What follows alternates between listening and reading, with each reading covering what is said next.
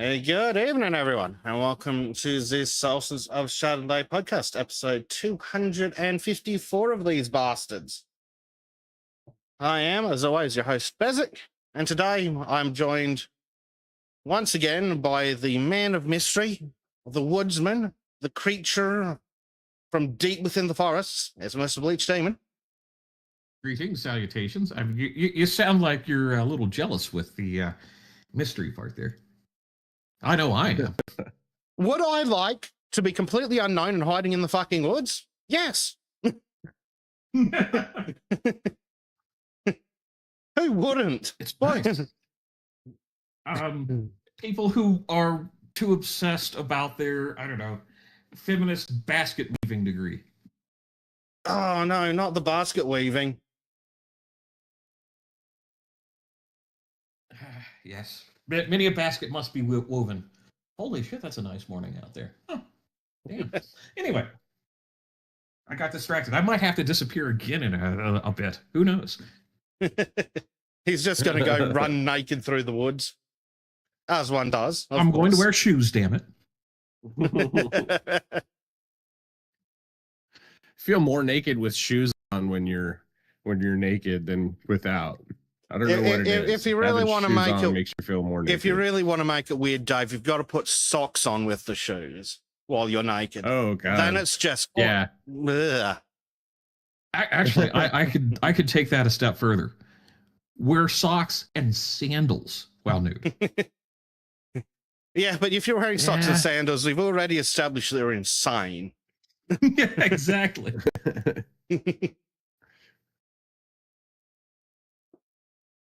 Oh, man. Who do we have in chat so far? We have LGM, Marku, Melox, and Silver. Apparently it's ladies' night. Hello, ladies. Remember the first drink's free and don't buy from Bill Cosby. No. Here at Sultans of Shadilay, we are fully in favor of equality amongst the sexes. Therefore, it's the fucking women's turn to shut up the dudes and buy them drinks. And I guess we forcefully transitioned LGM. And by that I mean we're the dudes and the subscribe star is how they buy us drinks. But also, before we go straight into that, Dave's here, as always, because he's a legend. Hello. It's been a long, weird week for me here. Yes. But, thankfully, it's coming to the end, and we got a long weekend this week. Oh, nice. Which is nice. Yep. Memorial Day weekend, because the Civil War was a bloody mess. In every sense of the word. Very literally, huh? Yeah. Actually, if I'm remembering right, and it's been a while, Memorial Day was set after the remembrance of the Battle of Antietam. Well, it could be. I wouldn't have a fucking clue. Funnily enough, Battle of Antietam, again, not taught in my history class. It should be. Yes, it should have. Because you know what they taught us instead?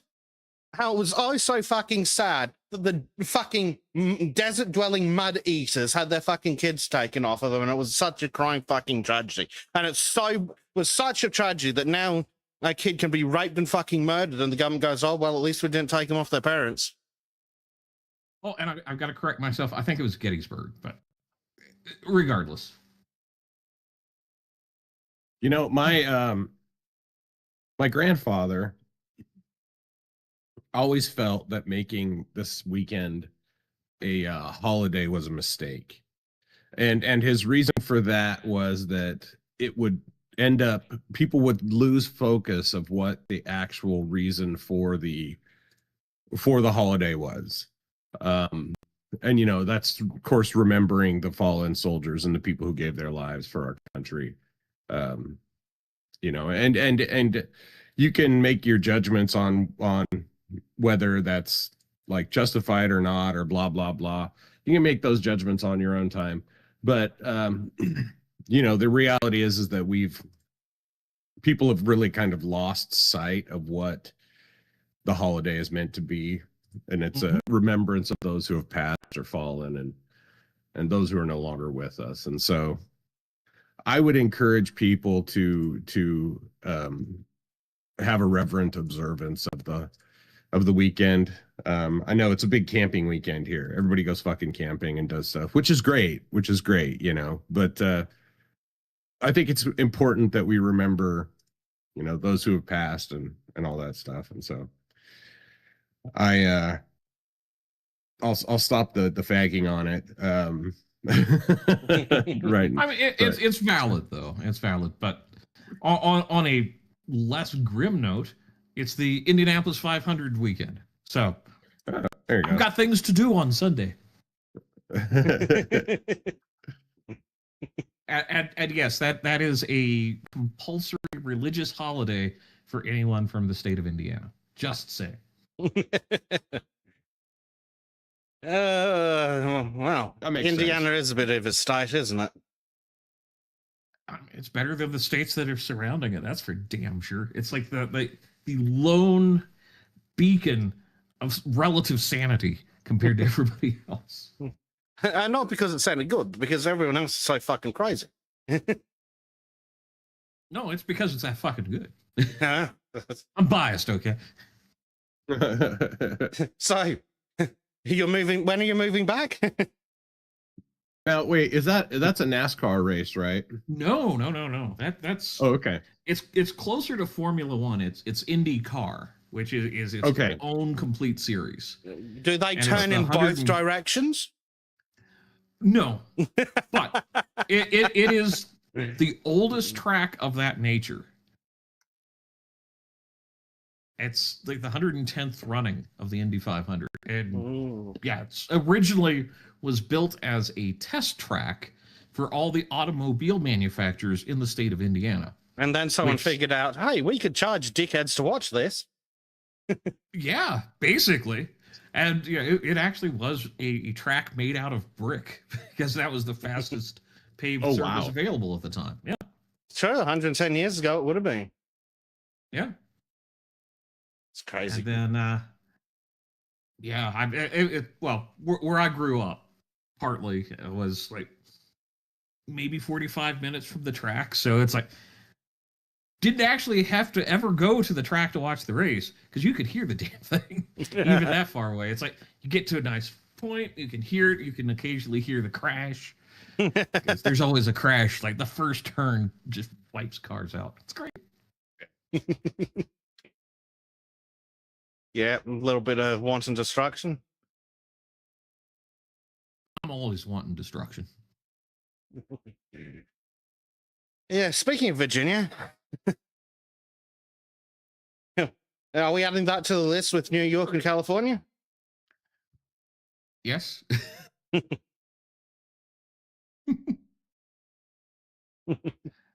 Malox is presuming that I was that young in 1845. 1645, Malox. Yes. That's why I can't remember whether it was Antietam or Gettysburg. He was at both. And Valverde. That was, yeah. If you know where that is, I'm impressed.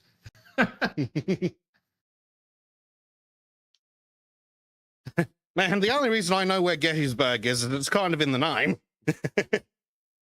Well, Don't ask me to find Gettysburg on the map, though. Hey, monkey's in. Speaking of arrivals, I think we had a cat arrive too. Yes, Bobcat's up there as well. I probably couldn't tell you exactly where Gettysburg is on the map, right? Either. Like, I'm a bad American. Yes. I could point to the general area, but that's where my grandmother was. So it's like every summer I was at the Gettysburg battlefield, or Antietam, which is maybe 45 minutes to an hour away. And I was like, yeah, fuck it, I'm gonna tour all the battlefields. And then they built a new museum, and fuck that shit. That's awful. Like, oh, let's talk about the darkies. It's not all about the darkies, damn it. People died here. Go make your own damn museum. We can reparate them right back to Africa and be done with it. Don't give me hope. Right.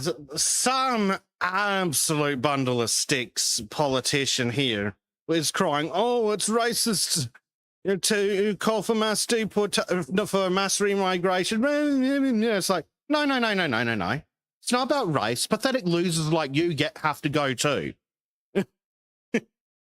Mm-hmm. He can go straight in the fucking bin as well. If he likes living amongst Indians so much, we'll deport him straight to fucking Mumbai. Right. Oh, but citizenship, the UN. Don't give a shit about the UN. They can suck a fat one. What are they going to do about it? Did they do fucking anything when Australia closed the fucking borders to actual citizens? No. Then the UN can suck my fat dick. We tell the UN to fuck off, and then we throw out all the fucking undesirables. And so we start with the politicians. Then we work it down to the fucking Indians and assorted Muslims. Then the Chinese. Then we stop and reassess. We can probably go for the white trash too.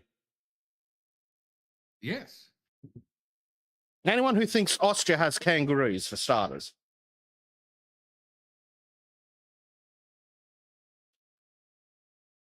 And yes, I'm sure there's probably a fucking zoo somewhere in Austria that has a kangaroo, but still. Sorry, I got distracted. I just something horrific just crossed by. An Indian? No, black supremacists kill all whites. Massacre of 6 innocent hikers and dog walkers. 9-year media blackout exposed.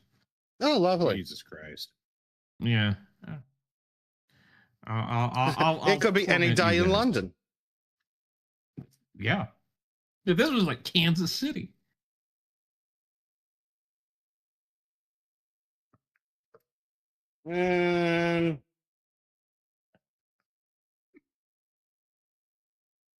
Interesting.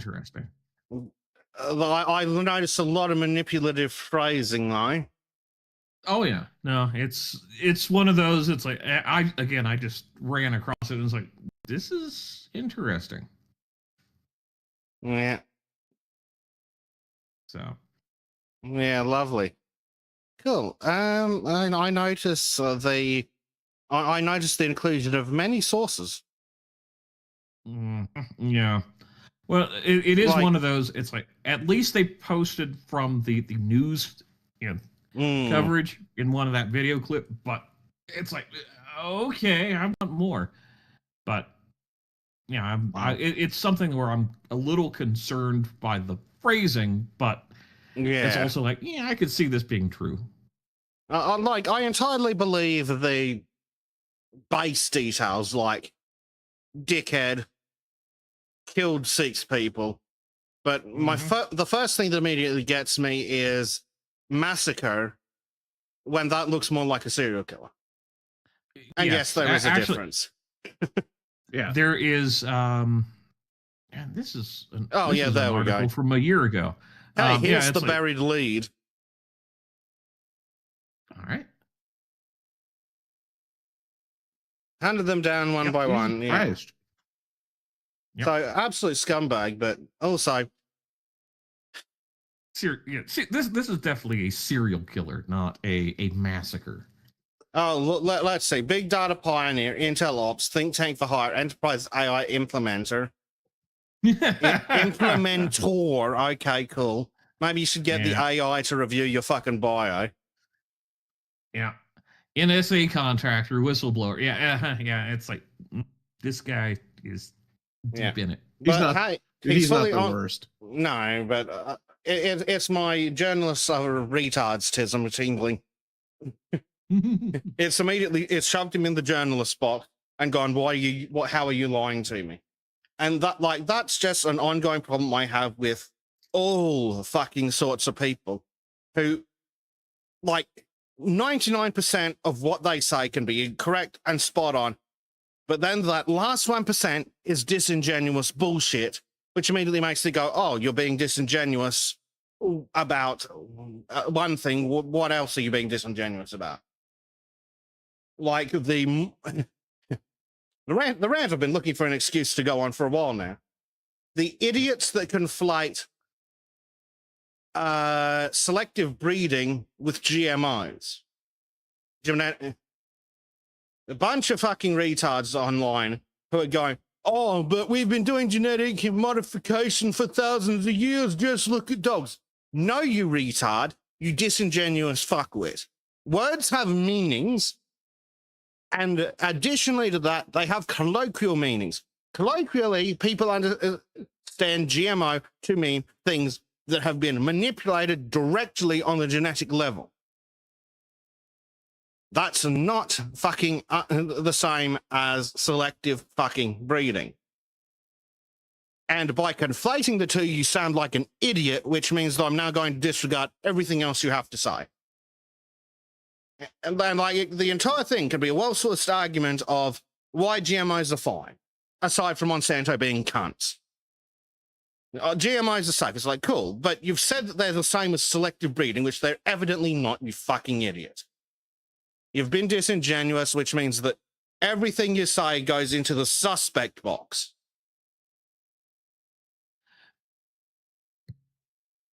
Anyway, Oh, this is interesting.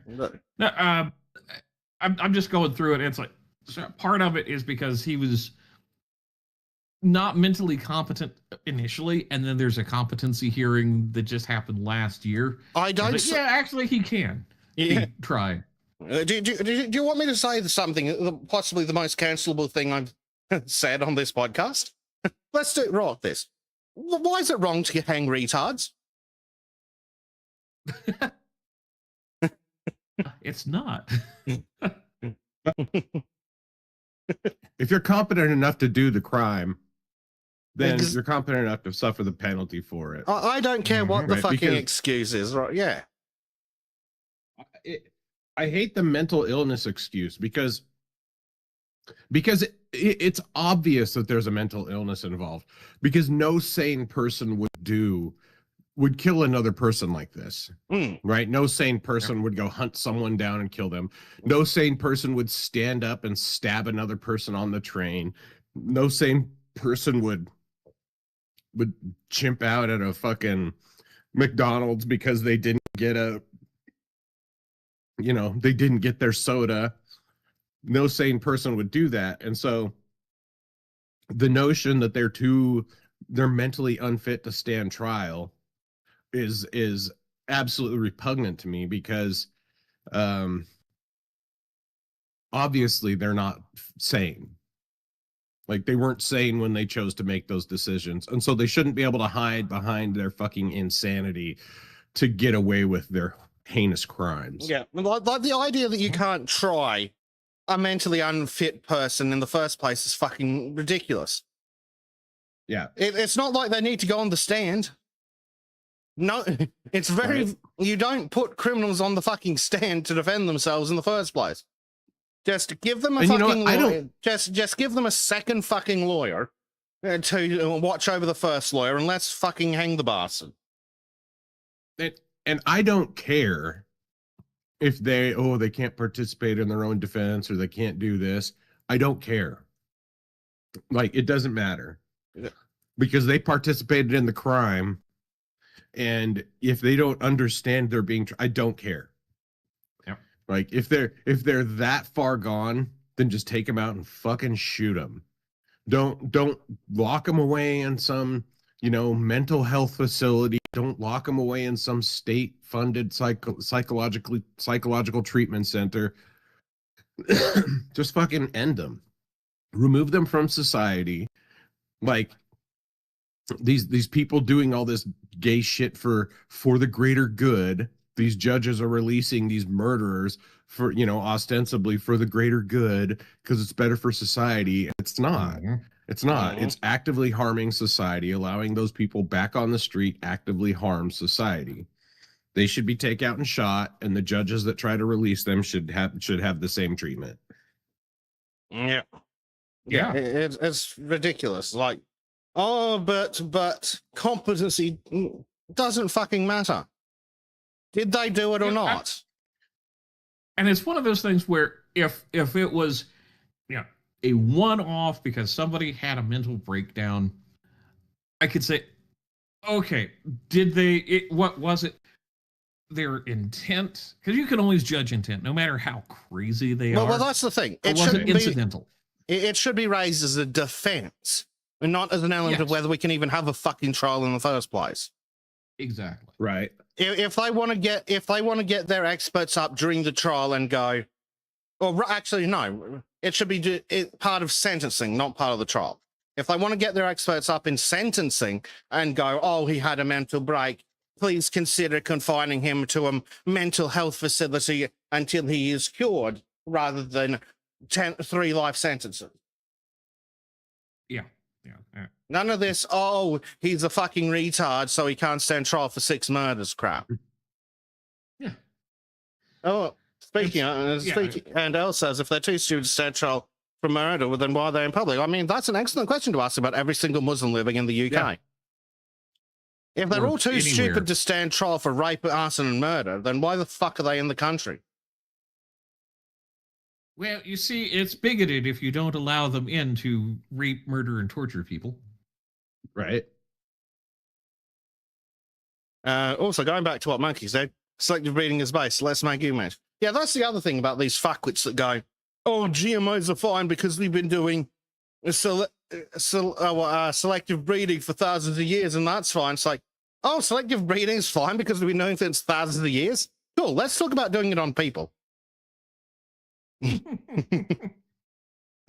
Because I'm going to eugenics the fuck out of this civilization, damn it. Yeah. Oh yeah, they're all for selective breeding until it comes to, demographics.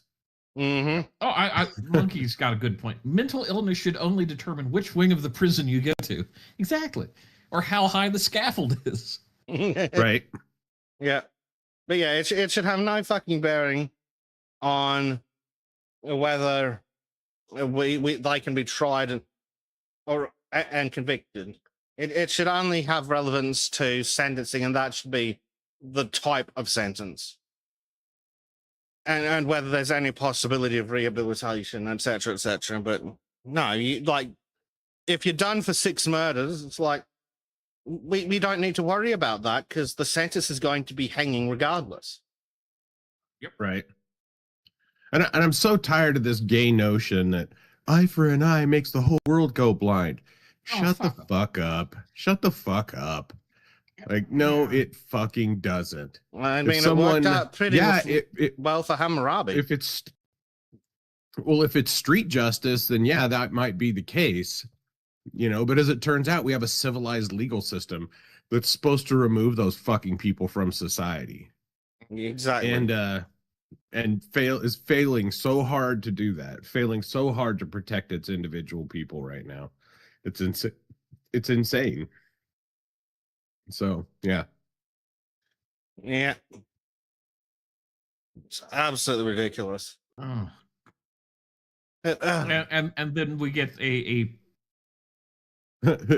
yeah, some of the replies on that tweet might not be safe for no. They're not ideal. But yeah, I would just like to say specifically to Tony Saruga, who's definitely not listening.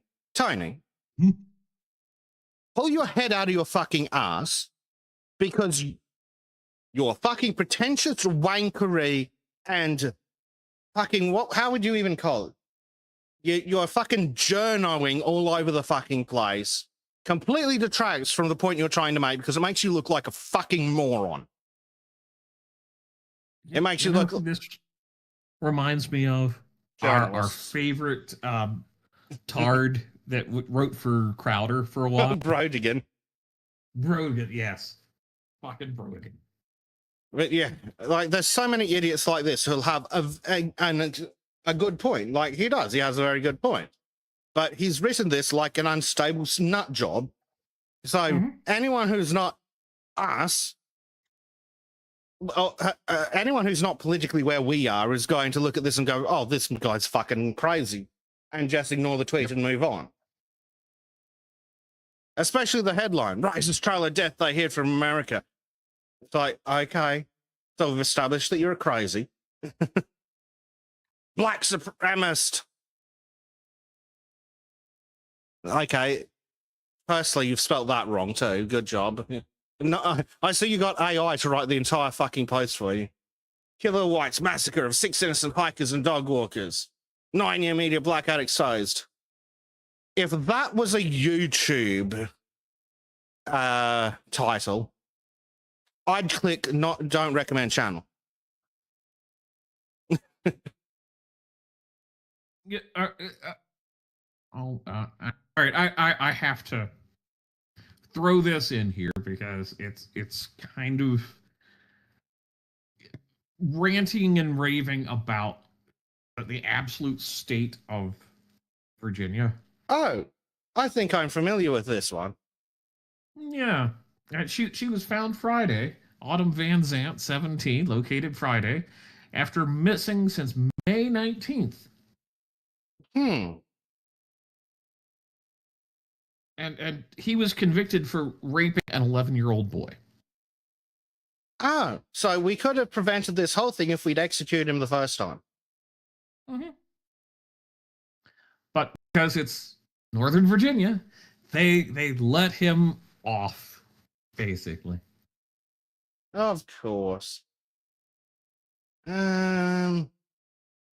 Is this the one?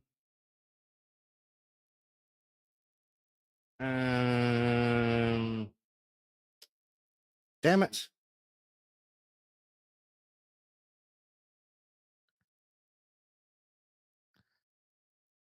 Quickly scrolling through. How does a 17-year-old have a heart-shaped tattoo on her left hip? Sorry, I'm reading a police dispatch, which are just not worth sharing. Well, she's from Fredericksburg, and her name's Autumn. I'm going to guess that her parents aren't very bright. That is correct. They may also be siblings. More likely they're from New York, which is worse. Yeah. Let's go for this one, because this is the one that I was getting it confused with. It's even fucking worse, Bleach. It always is. Oh, yes. Police in Northport say this dipshit was caught abusing the corpse of some 23-year-old, a woman who went missing 8 days earlier. Charged with abuse of the corpse and given a $15,000 cash bond. Sorry, don't you think that you might be needing to ask questions like how she became a corpse? Let's see what the community notes say, because I haven't actually looked into that. Oh, following the completion of an autopsy, was charged with murder and is being held without bond. Oh, well. So that doesn't refute the claim that he was fucking released on bond. That they were even trying to release him on originally. Yeah. It's like, oh, we found him molesting a corpse, so here's $15,000 bond. It's like, you don't think he might be a flight risk before you fucking charge him?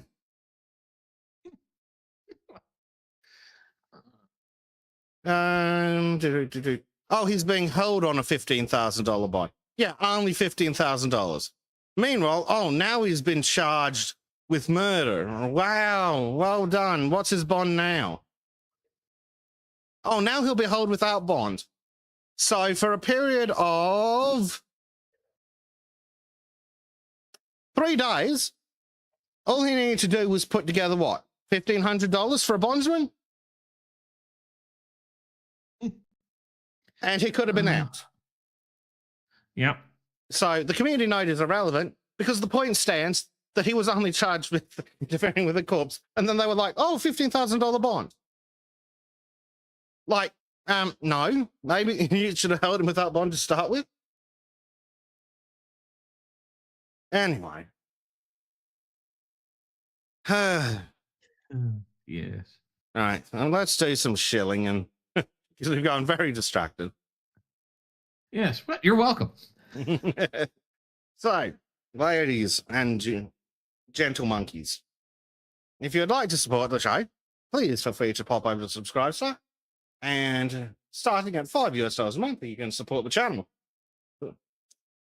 At the $5 tier, you get your name in the credits, and you get special Discord roles and channels while Discord lasts.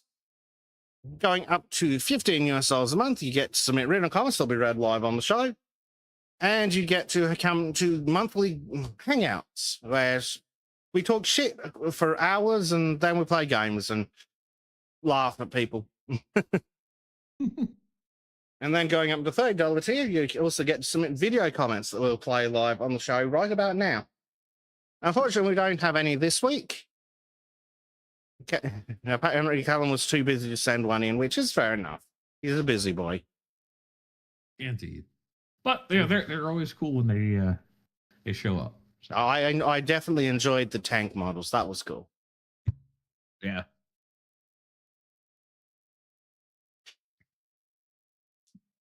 Fuck me. Yeah. This has just come across the feed in Disco's server.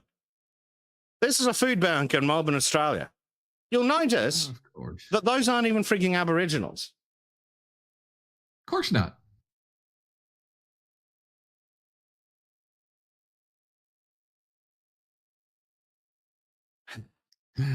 Bunch of international fucking students. No, what they should have is the fucking immigration at the fucking entrance going, visa, citizen.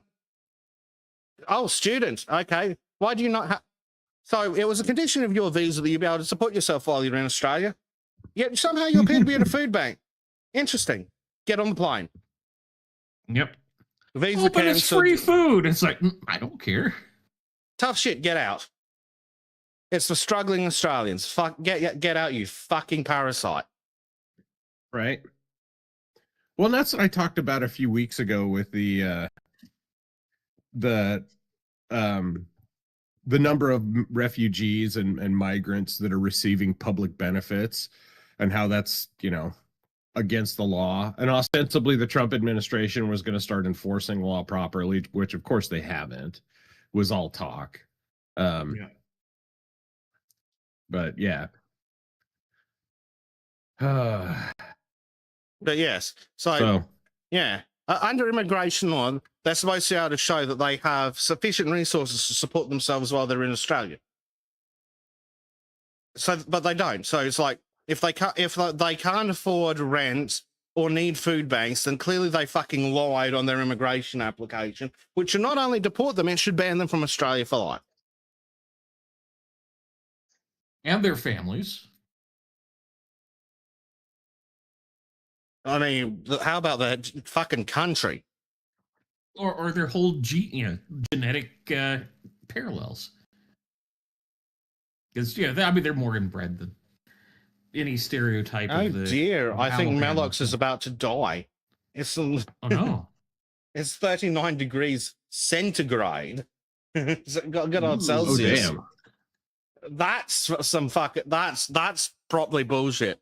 That's where it goes into the probably bullshit levels. Actually, that's past probably bullshit for someone as far north as Melox.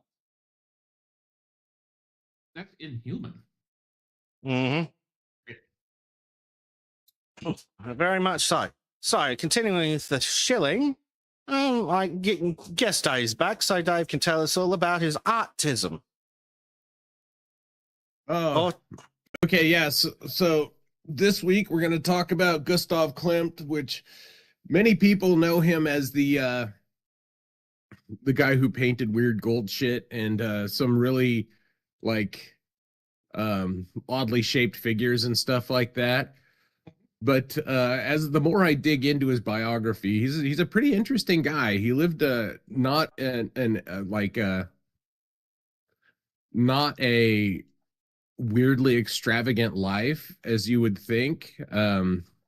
He was pretty grounded when he was younger and developed his style really as a survival mechanism to help feed his family. Of course, as he got older, he fell into more eccentricity. But some of his early art really is, phenomenal realist work that is not It's not abstract in any way. He started out as a designer of indoor spaces and architecture and stuff like that. And yeah, so so that's who we're talking about this coming week. Gustav Klimt. He was also like a bridge between the old symbolist painting, like the early 20th century works, and the Art Nouveau, which came to dominate the advertising world in the around that same time. And then, which, eventually led way to Art Deco, and then gave way to some of the modern movements we have now. So that's this Thursday. Next Thursday, we're going to talk about John Singer Sargent, who was an academic artist, and did some really great portrait work and some really great, real life stuff. Who's just a phenomenal artist. So really what happened in the timeline here is that we talked about Moreau, who laid the foundations for symbolism and for the world to kind of accept art that wasn't historical art or strictly historical art, into a broader world where Klimt could kind of help decorate that world, and then, really help flesh out the motifs that defined the late 19th and early 20th century, and that kind of Gilded Age there. So that's what we got coming up this week. I think that's enough artisming for here. If you want to hear more of the artisming, it's Thursday Eastern time at 7 p.m., which is what, like +5 GMT, something like that. Yeah, something like that. So yeah. So yeah, join us then.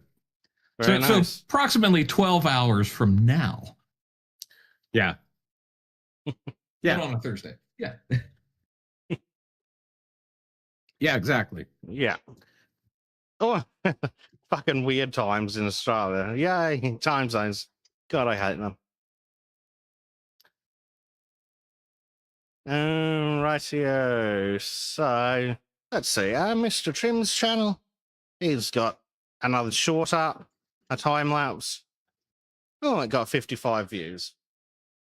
Damn it, Trim deserves more views. Yeah, we all do. Yeah, but especially Trim. Like, I've just fucking thrown up. I've done half-hour fucking videos talking shit on garbage games that have gotten more views than that. It's like, no, that's not fair. Trim should get more views than that. He's actually put effort into that. I've just slagged a game off vigorously for half an hour. Though the games do deserve to be slagged off vigorously. People need to be warned. Speaking of games, Dinko and I are still trying to get back to the pirating. Unfortunately, yesterday fell through because a certain toddler had a big day out and then had a nap that was so epic that she refused to go to sleep until like many hours after when we were going to start.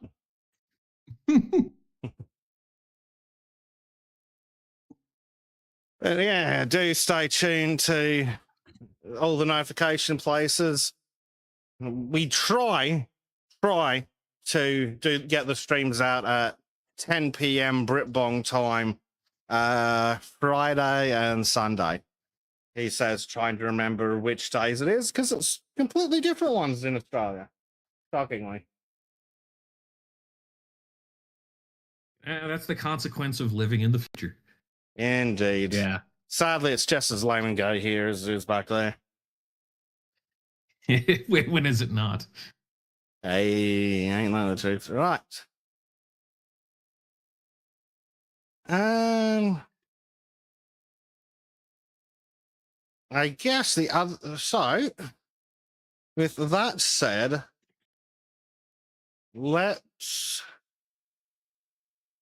talk. Let's go over to Mr. Bleach for his segment, shall we, Mr. IBS? Are you ready, sir? I am ready. I don't know if OBS is ready, but I am ready. All right. It should be working? Question mark. Very. You have the floor. Well, very good. Well, so yes, we will be talking about Bataclan a bit, and we'll walk through a little bit of the bullshit at the beginning, but there's a reason why this is being brought up. So It's a very angry reason, isn't it? yes, extremely, and we probably all know this, but it's worth going through why you should be fucking mad. So, little AI generated with Marianne, the personification of France. So Bataclan, 13 November 2015, en mémoire des victimes en santé aux familles.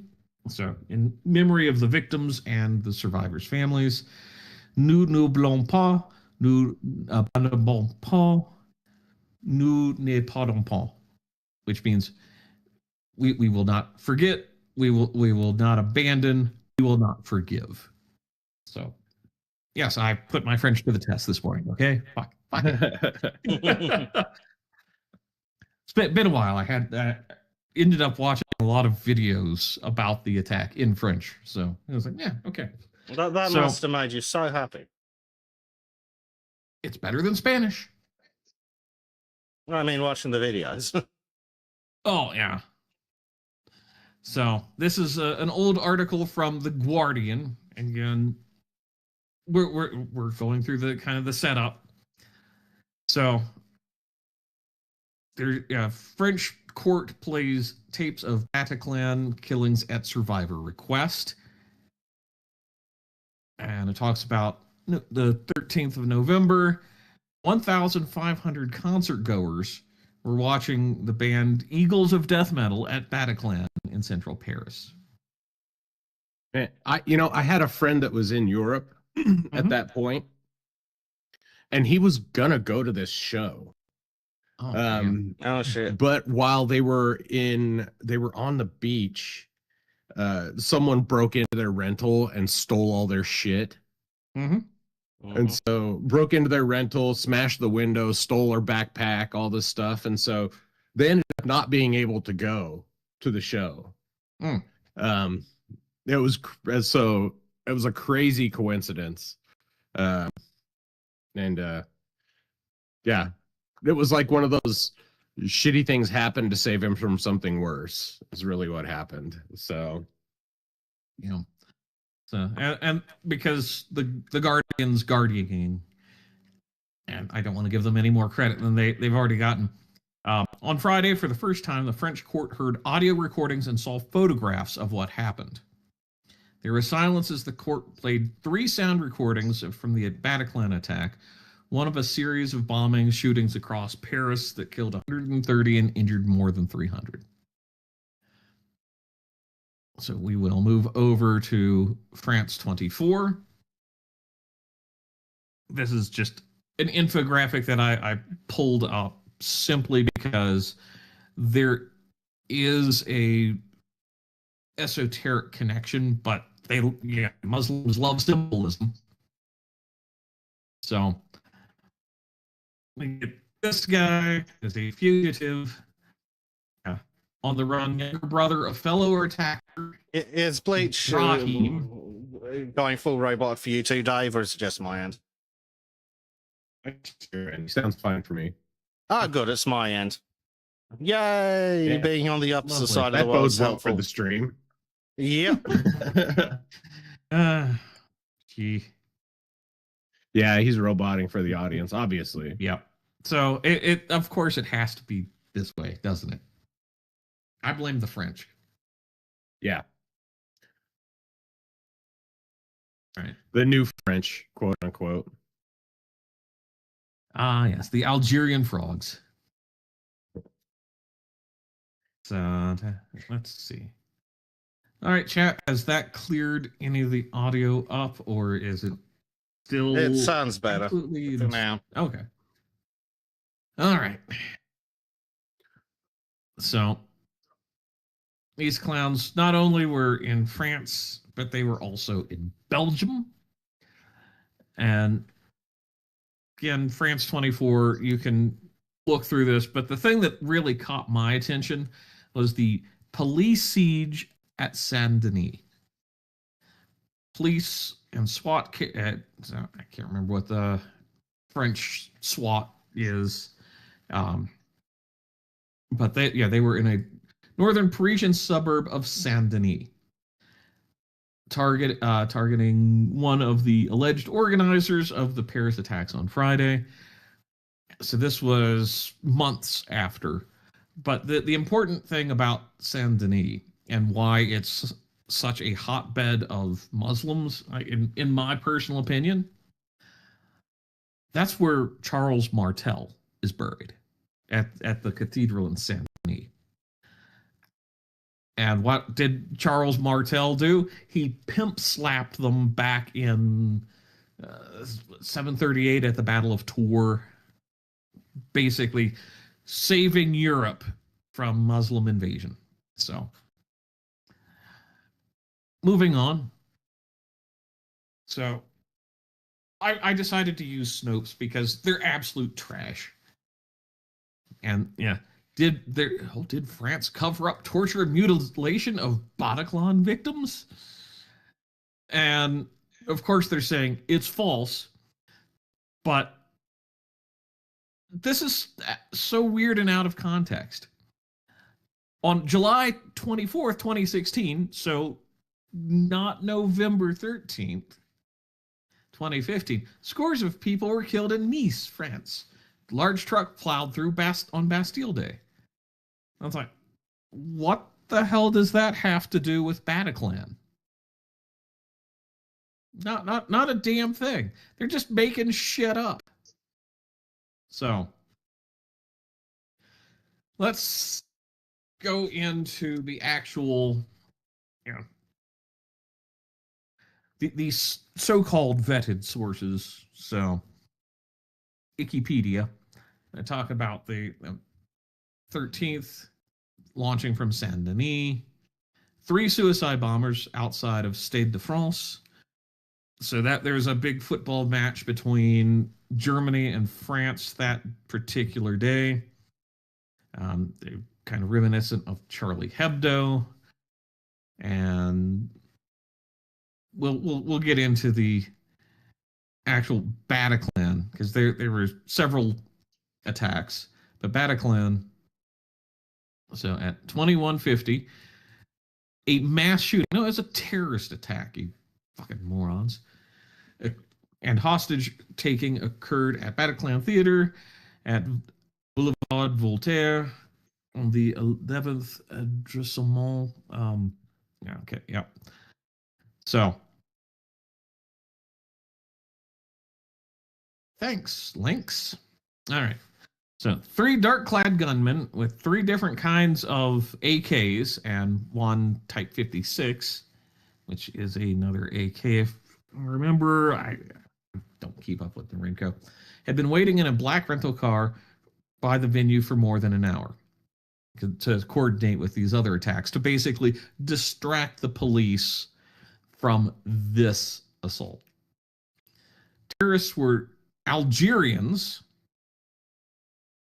They claimed of French citizenship. I will not call them French. Let's see. The men got out of the car, opened fire, and initially killed 3 people. Burst into the concert hall, firing into the crowd and shouting Allahu Akbar, as usual, as they opened fire. Audience initially thought the gunfire were pyrotechnics, and the band ran off stage, escaped with many of the crew. Rows of people were mowed down by gunfire, forced to drop to the ground to avoid being shot. Survivors described hundreds of people lying beside or on top of each other and pools of blood, screaming in terror and pain. The gunman also fired into the balconies, and bodies of the dead fell down to the stalls below. For a few minutes, the hall was plunged into darkness. Only the flashes from the assault rifle kept as the gunmen kept shooting. The terrorists shouted that they were there because of the French strikes against the Islamic State. Another witness who was inside Bataclan heard a gunman say, "This is all because of the harm done by Hollande." I think that was the prime minister at the time. So Hollande. To Muslims all over the world. Yeah. So, we should give him something to really fucking cry about. Yeah. Right. So, we can keep going, but it's going to get more grim as we go along. So we'll just skip over that. But yeah, they also had suicide bombs and all that shit. But what struck me with all of this is the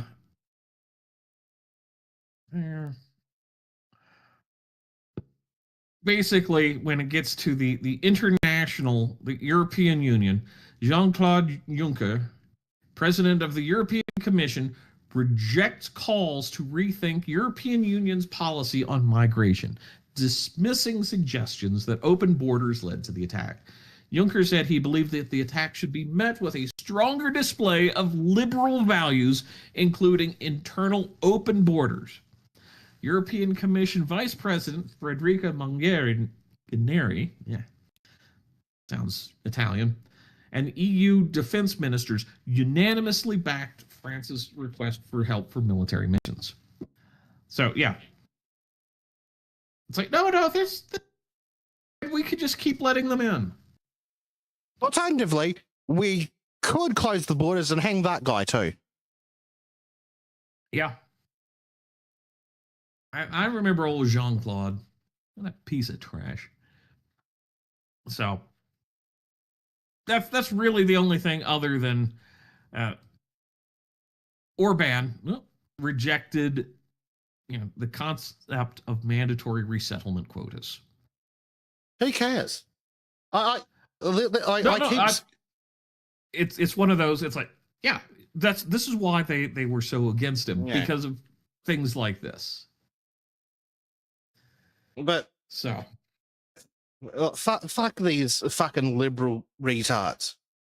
Mm-hmm. Throw them all out. I mean, the fact that Juncker is saying we should meet these attacks with a display of liberal values. I'm sorry, what? What's that, Juncker the so Unready? Tired of that shit. Yeah.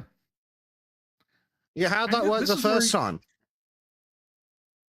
This directly leads to German ads about a threesome with an illegal. I mean, what the fuck? Well, remember, the Germans never stopped being authoritarian fuckwits. Because remember, in that stupid fucking country, it's illegal to call a politician a fat, retarded fucking fascist, like that dipshit that keeps crying any time someone calls him a Nazi. Mm-hmm. So, then we get this, and actually that's a placeholder that I was looking for this ad-filled bullshit. So this is from the New York Post. Islamic terrorists who attacked Bataclan Theater last November not only killed scores of innocents, but they also gouged out the eyes, sliced the genitals of some victims, according to a testimony of a disturbing French report, which we'll get to. Some victims from the second floor had been beheaded, eviscerated, and otherwise mutilated, according to second-hand accounts, and of a parliamentary commission set up to investigate the attack. So, yeah. Also heard of one grievous account. Father of one victim had told that his son had been disemboweled and castrated, and his testicles found in his mouth while he was alive. That's, yeah. So, we'll move on, because I hate these ads. Washington Free Beacon, more terrible ads. So this is from July 15th, 2016. The French government suppressed police testimony describing torture, including mutilation, disembowelment, during the November Islamic terror attack on the Bataclan Hall. Police who investigated the carnage told France commissioned an inquiry that ISIS terrorism. Yeah, we've already done that. So we will go. But we can't release the truth because that may lead to, what do they like to call it? Islamophobia? That's the other one, but Changing consumer habits. that too.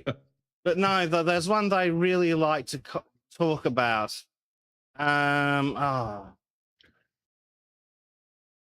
Cohesiveness, yeah, something cohesiveness.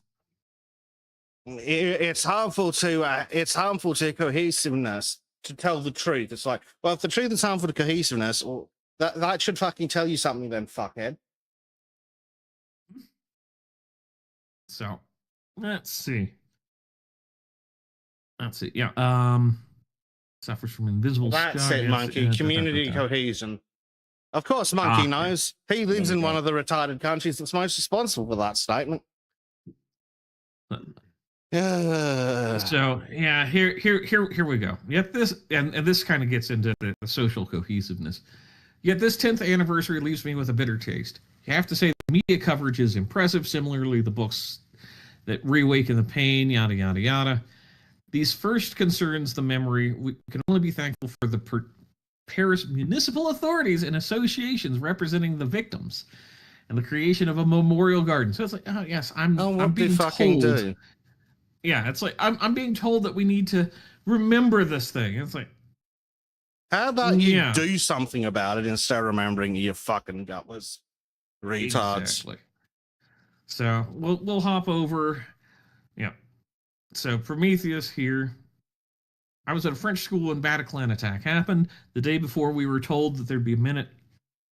Day before. Should be the day after. Yeah, it's probably. During that moment, many of the Arab and Muslim students, because the parents had told them to, started making noise and shouting. When the French kids reacted, fights broke out. Those same parents complained that the French children were not being punished. They put them on, and that's being generous. Yes. Yeah. So, and then another deadliest attack in metropolitan France since 1944. So, okay, colleagues. No. Let's go back to that for a second. That's going to be impossible. Sorry. That's fine, but we don't metaphorically. The deadliest metropolitan attack since 1944. I'm sorry. Are you suggesting that the invasion by the fucking Nazis is in any way comparable to an Islamic terror attack? That's exactly what they're saying. It's like, no, that's not a metropolitan attack. That's a fucking war. You want to talk about a metropolitan attack? Congratulations, we're going back to the French Revolution. Which one? Don't fucking know. Presumably the most recent one. So we have the report from the National Assembly. Report on so July 5th for the National Assembly. And this is some of the talks about the attack. And a lot of this is just going through and naming who is who and what is what. So it'll take me a hot minute to get down in here. So minutes of the round table on February 15th, 2016. So let's see, where was... We are neither prosecutors nor judges nor judge the commission's inquiry. So this is, again, just boilerplate. And then we get into... Let's see. As for people in my situation, close to victims, we have many things to say. And if it means to fight terrorism, we also have to... And this is... I'm going to have to hunt and peck through a lot of this, so I apologize in advance. But it's one of these things where it's this massive document, poorly presented, and yeah, it's one of these things where I've come to this point where our society must be very sick. We must question the means of treating it, which by no means is revisiting guilt or reversing guilt. France is no more guilty of what happened on November 13th than the United States is guilty for September 11th or London the attacks in 2025. Culprits remain culprits. Nothing will justify heinous crimes that they've committed. Yeah, but let's talk about how the government of France and the government of England are responsible for those two attacks. Actually, while we're at it, we might as well talk about the CIA and how turns out the US government was also responsible for 9/11. But the point aside being, get rid of the fucking Muslims. Insisted there's a lot of inadequacy of information device for people looking for missing phone number, yada, yada, yada. So, yeah, it's like, yeah, fuck you. You know, we're going to be very French about this. Mm-hmm. So, and my notes do not help right now. Yada, yada, yada. Well, it's out there. This is what talks about a lot of what happened to the victims.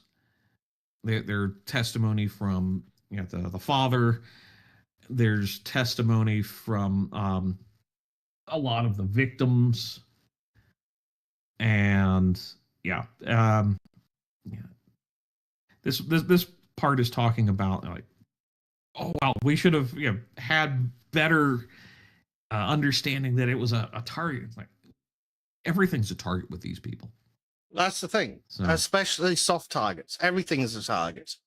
They're violent terrorist scum. I mean, fuck me dead. A pair of Muslims just shop a fucking beach. They will go after the softest target they can find with the most desirable selection of victims. Because they're vermin. They're evil filth. And frankly, a lot of them can fucking go. So this is from Lydia Birkenau. Unfortunately, some of the rescuers had not received proper training.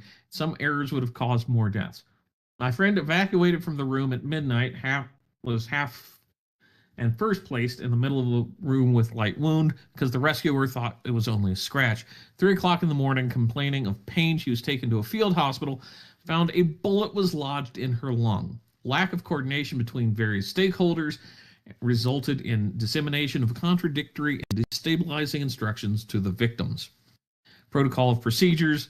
So, again, it's like comedy of errors, and I hate using that in this case, but it's like, they're not able to really go and say, oh yeah, it's this is all needs to be processed the same way. It's like, no, it's fine. So again, I don't want to drag things down with going into this long, lengthy. I will post this elsewhere, and then.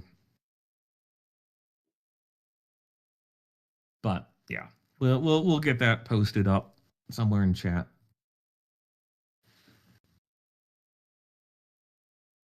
So you can go read through it yourself, and it is just fucking awful. Some of what they report on. So that's not YouTube safe. Yeah. So that one's not very useful. Leo, because it's Twitter, we might as well. Islamic attack on Bataclan killed 130 innocents. Let's remember how leftists canceled the lead singer of the band for telling the truth about what he saw. Jesus Islam here to commit attacks. They will fiercely defend Islam and condemn their critics.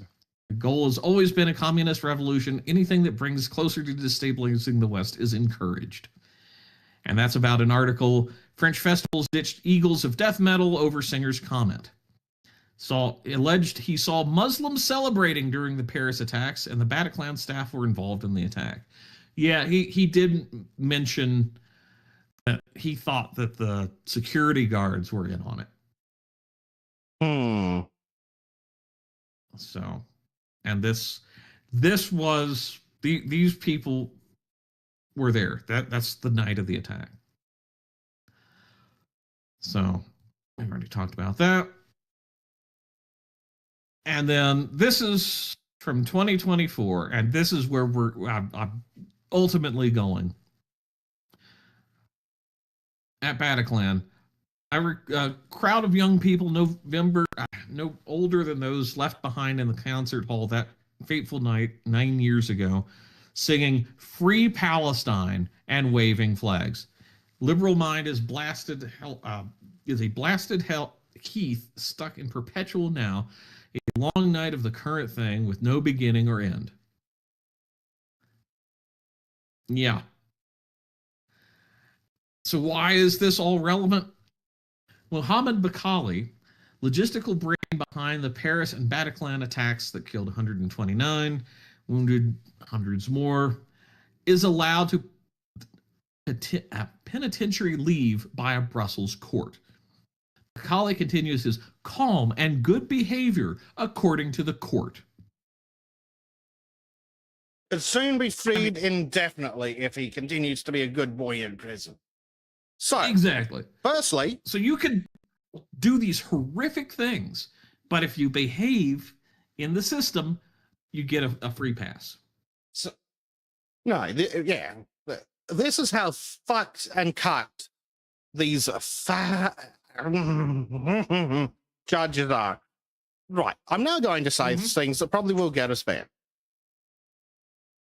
This terrorist scumbag murderer shithead should be flayed alive and then fed to the fucking pigs. The judges in this court should be hung from fucking street lights as a warning. I mean, it amazes me. Amazes me. You know, the same people that rant about Nuremberg and look at all these Nazis and we gotta they let animals, butchers like this. Yeah, absolute the worst of the worst.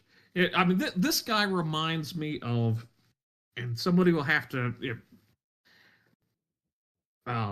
Dwivanger, and a man who had a group of basically SS rejects, rapists, murderers as a hit squad under his command that went into Warsaw in '44. That's the kind of guy that the international courts or the Brussels court is letting out for calm and good behavior.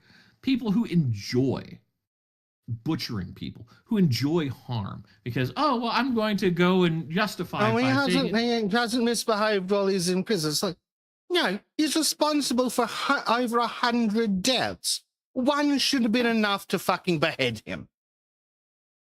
Wait, no, this is in France. Just like the victims. Yeah. Roll out the fucking guillotines for these judges, too. They should be tried for fucking treason, crimes against the state, and fucking execute. Yeah. And this vermin should be fucking... reason. This piece of shit should be disemboweled, castrated, fed his balls, and then fed to the fucking pigs. Like he did, or his mates did, to those poor fucking kids. Yep. I mean, it is mind-boggling that this thing is allowed to even see, daylight. I mean, I just cannot comprehend letting a monster like this out on the street, because he's radical. He's worked a network inside the prison, I'm sure. He's got contacts on the outside. He'll act again, and if he doesn't, he'll set other people up to act. And the judges have time and again, whether it's the case in the UK where the father threw a chair at the judge, Probably got there's fucking no longer than the excuse. criminal did. Yeah. But that's just fucking violent. The court What's the systems are message fucked. this is sending to these Muslim terrorists? Oh, you kill 100 non-believers and earn your place in your stupid pedophile heaven? Well, all you have to do is 10 years in a prison that's full of people like you anyway, where you can fuck a bunch of dumb white bitches, presumably. Yeah. And then you just get released. You carry on with your fucking goat fucking pedophile wives. Like, what's the fucking disincentive there? Yeah, you've articulated something really key right there, because they're being sent into prisons where it's full of people like them. Mm-hmm. So it's easy to behave in prison when all your homies are there. Yep. You know, when you get treated like a fucking hero because of the horrible shit you did to the white people outside. Yeah, like super easy. And that's hell, look at Malcolm X as another example. Yeah, he got into the system, got radicalized there, turned to Islam because people like Bakali are out there. They're spreading. They're converting people. These are nothing but festering breeding grounds.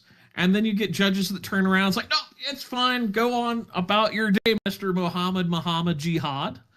It's like, the fuck? And this gets back to Dave's earlier point about an eye for eye. It's, that stops barbarians from your gates. Well, that's the thing. Where was the whole eye for an eye from? That's from, what is it? What was his name? I even said it earlier.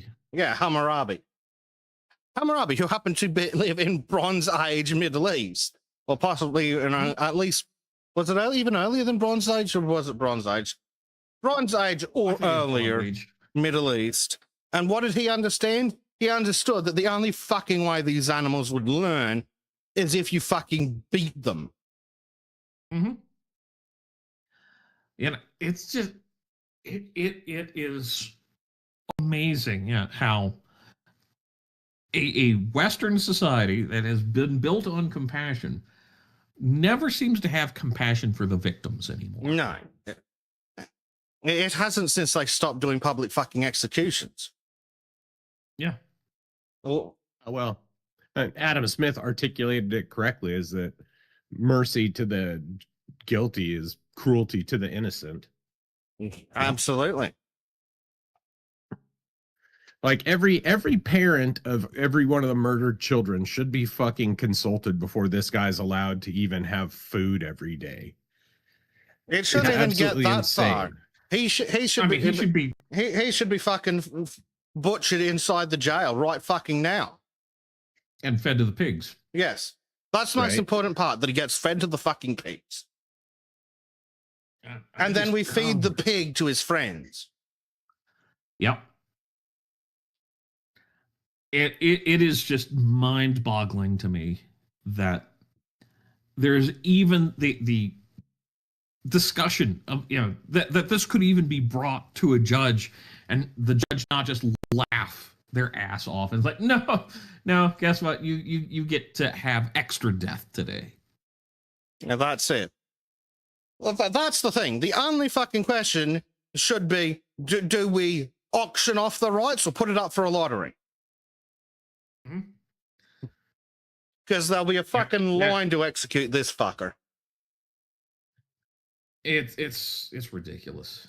Absolutely ridiculous. I just throw in, I don't know, a couple of 50s in the auction for a chance. Like, can we again, going back to our televised executions. We straight up should be when we're dealing with people this vile. It should be fucking. I don't know. I'm not sure if we want to put it on during when the kids can watch, or if we just want to put it on at like 9 p.m. or something. But mandatory at all madrasas. What madrasas? Because my plan involves leveling those to the fucking ground.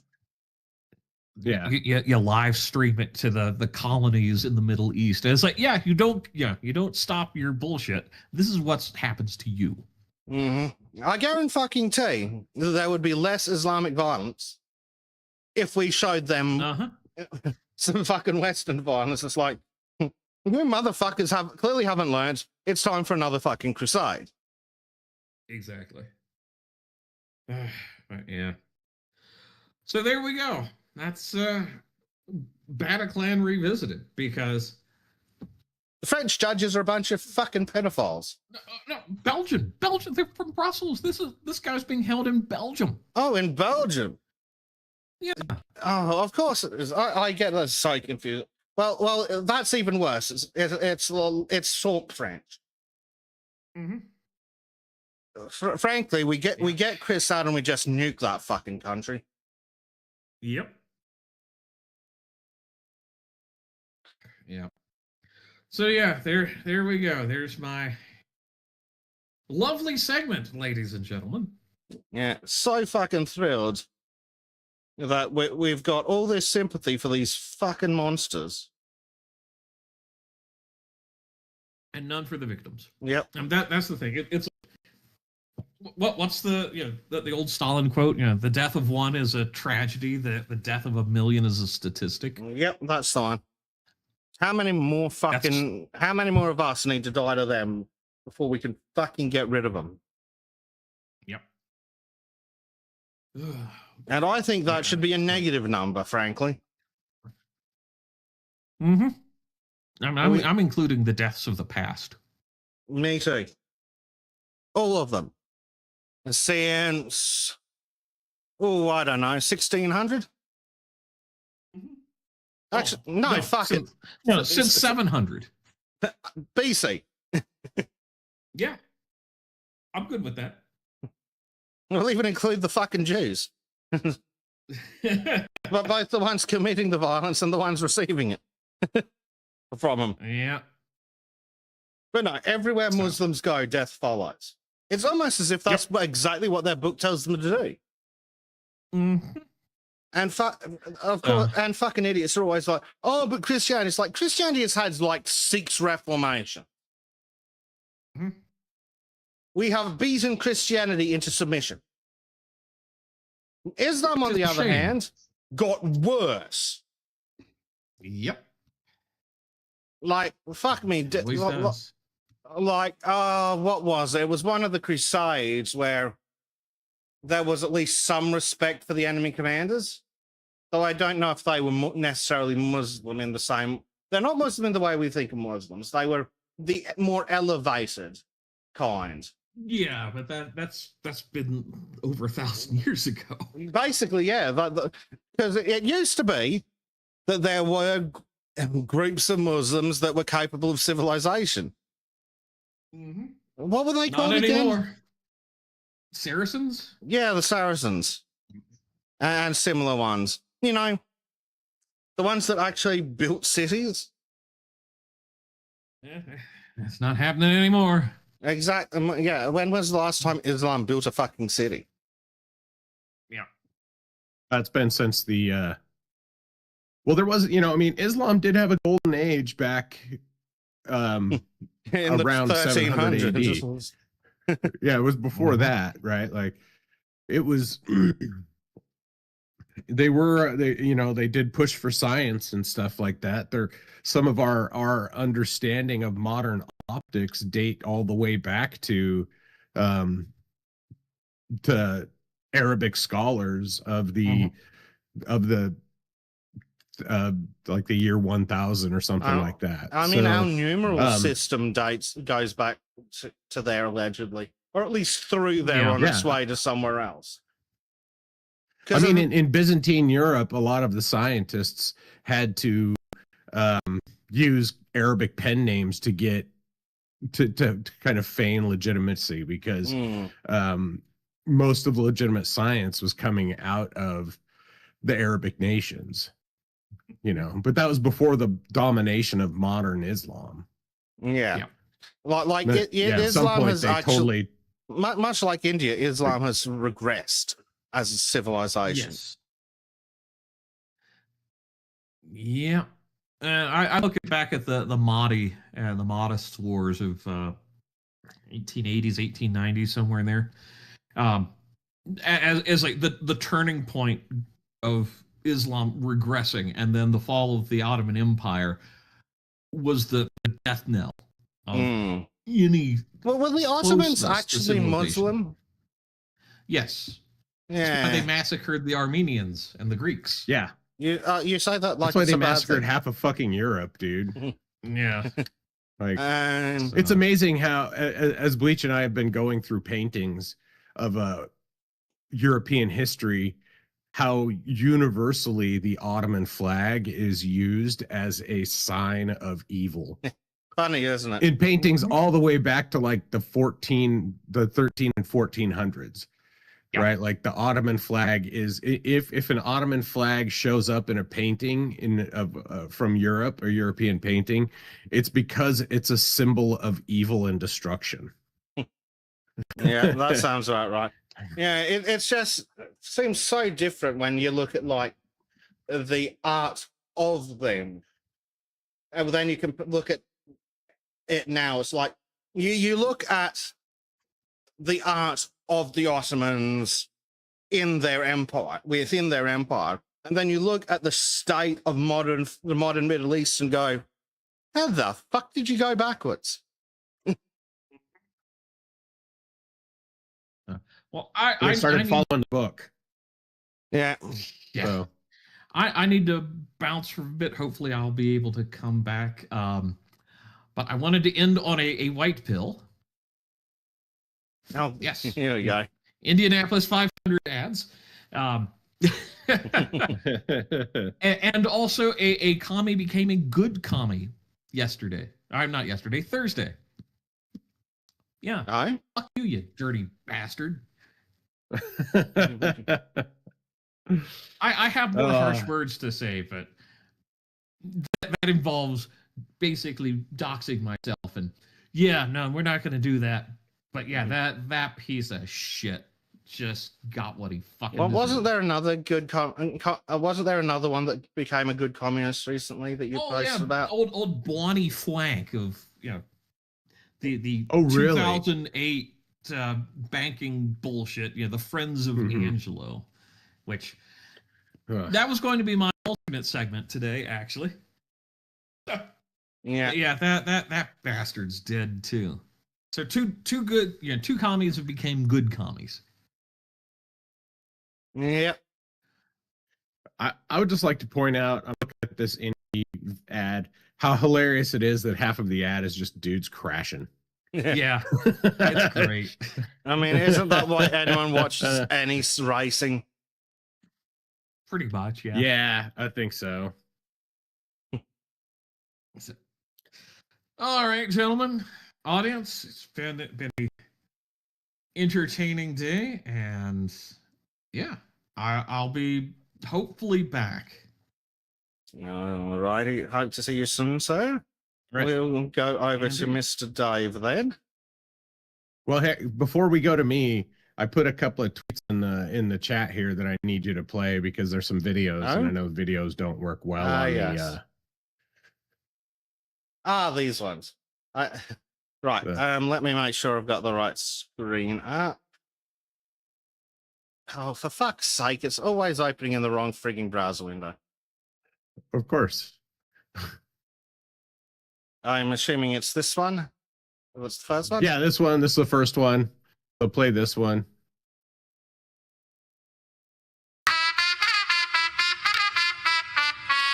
Yeah. And it's AI slop, so there's no fucking copyright shit. Baby. I told you long ago, the system was coming for you. No appointment, baby. No appointment, baby. Portal says no slots, baby. 2027, baby. Refresh all night, baby. Crying like a baby. USCIS gaming you now, baby. No appointment, baby. No appointment, baby. I told you long ago I flood the lottery with junk. Now you're the one stuck refreshing like a junkie on the bump. Click, click, click.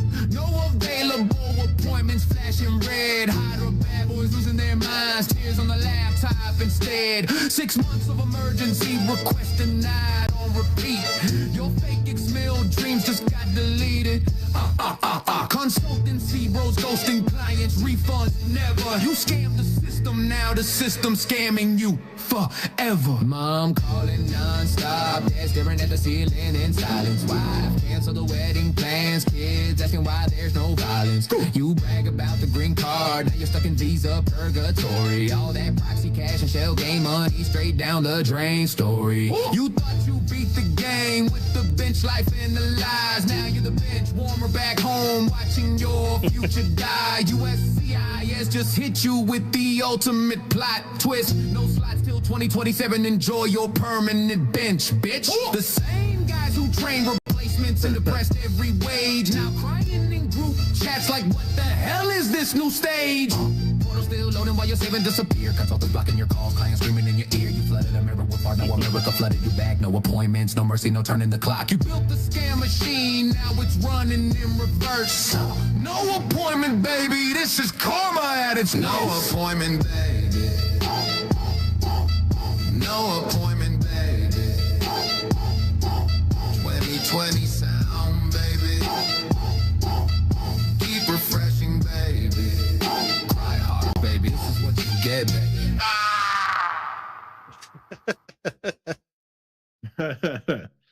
Okay, so that's the first one.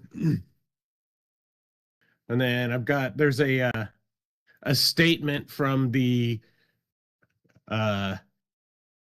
Indian foreign minister complaining about H-1B delays here. This is the Indian Ministry of External Affairs. Go ahead and play the video. It's kind of funny.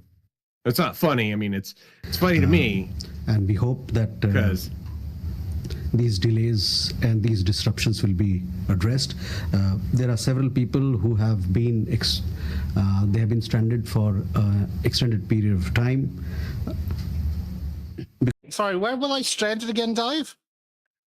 yeah, in their home country, Ah. stranded in India. Yeah. Oh, here's a tweet. So, yeah. Indian nationals stranded in India. Yeah, Indians never fail to convey their peak retardation. Absolutely. And so actually a lot of what I'm covering here is from that from this account, Inevitable South, which is a pretty it's a Indian, it's not Indian based, it's just an account that tracks Indian bullshit.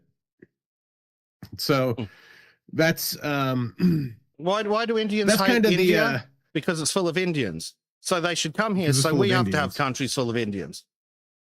right. So that's really the thrust of what needed to be said right there. He's complaining about Indians being stranded in India. And so we can you can jump over to my screen here now if you want. All righty, back over to you. Okay, so this is a tweet from Department of Homeland Security. An alien who is in the U.S. temporarily and wants a green card must return to their home country to apply. This policy allows our immigration system to function as the law intended instead of incentivizing loopholes. The era of abusing our nation's immigration system is over. Good. And so this is really what that guy is complaining about, because, you know, they hire all these fucking H-1B assholes. And then they come here and apply for green cards and basically stay. They overstay their visas. They're here illegally while they're waiting for their green cards. A lot of them are, well, they're depressing wages. And if they're not depressing wages, they're actively taking benefits. So it's either they're working jobs for a lower rate than than A, it's worth, and B, an American will do it for. And if they're not doing that, then they're taking taxpayer dollars. Conveniently, this is a good opportunity to go back to that post I just had. So I'm just going to flick back to my screen again and go, what's this? Yeah, Oh, yeah. go for it. What's this? A bunch of Indian students. What does he need a food bank for? He's fat. Right. Oh. Well, that guy's got like a pair. They've all got smartphones. They've all got, fancy electronics. That guy's got the Apple Air headphones. Yeah, bunch of jewelry. Mm-hmm. Oh, only 5% are getting the recommended savings of vegetables. Oh, boo-hoo. So, what, 95% of them are lying about their immigration status? But anyway, you had an article. Yeah. It was your turn. I don't care, right? Like, sorry, where they can go and try to work on food insecurity is their own fucking country. It's not my job to pay for them to be secure in there, to have secure food. Yeah, they're right? coming like, here. I don't give a fuck. And taking the charity that's meant for us actual fucking Australians. And they're like, oh no, but we need it because we lied about having money in order to get into the country because we're a bunch of fucking parasites and con artists. So we're just going to take things that could be given to actual Australians in need. Right? Isn't it lovely yeah, how and Medger's nailed it. Yeah. He's nailed it in the fucking Rumble chat there. Yeah, well isn't it just lovely how all these people start their relationships with other countries by lying, stealing, lying some more, disregarding the law, breaking their visa rules, working illegally. It's amazing how within minutes of getting into our countries, they treat us like shit. Every fucking time. Yeah, now, absolutely. And what did Major say? Yep. Fucking Indians have bled the food banks dry in Canada. Some of them are shutting down, and they make TikTok telling other Indians how to game the system when the government does nothing. And that's 100% true. And I think it's interesting why the foreign ministry of India is getting involved in something that doesn't involve them. Like, this is an American thing. They have no business commenting on what happens in America. But you know why they are, don't you? Yeah, right here. In 2024, remittance flows to low and middle income countries are expected to reach 685 billion. This is from the World Bank blog. Larger than the FDI and ODA combined. I don't know what those So here's are. some of the numbers on that. I'm not sure what they are either. I just read that. But it's a lot of money. But this is what I wanted to get to here. In 2024, $129.1 billion went from European, mostly America, went to India through people sending it home, because that's what a remittance is. It's people who this one says remittance inflows represent very large shares of GDP, highlighting the importance of remittances for funding the current account and fiscal shortfalls.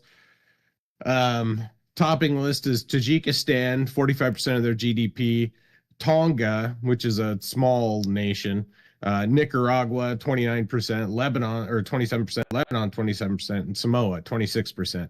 Actually, I don't give a shit about Tonga and Samoa. Yeah, because Samoa is, they're like an American protectorate. Yeah. But also there's like 10 people on those fucking islands. So no shit, remittances count for a higher number of their GDP. Yeah, they couldn't not. We're comparing islands with maybe 100,000 people to India with 1.5 billion other fuckers. Right. And it's a significant portion of their GDP, 129 billion, and that's why the foreign ministry is coming out and complaining. Yeah, it's like, hey, actually, we're not able to. Sorry, go on. Say we're not able to act like fucking mosquitoes, and take money from you and put it back into our countries. So what this is a different graph here. This is the low income. That's that GDP percentage, share of their GDP. So Tajikistan, 45.4%. So I'm just going to quickly do a Google for Tajikistan. That's obviously a shithole. Their population is 10.59 million, according to the World Bank. There are more people So in it's like- New York City. Right. As in, I think there's more That's like people in half of fucking London. Manhattan. Right. And Jess, I'm going to look up Tonga and Samoa, but you can continue while I do that.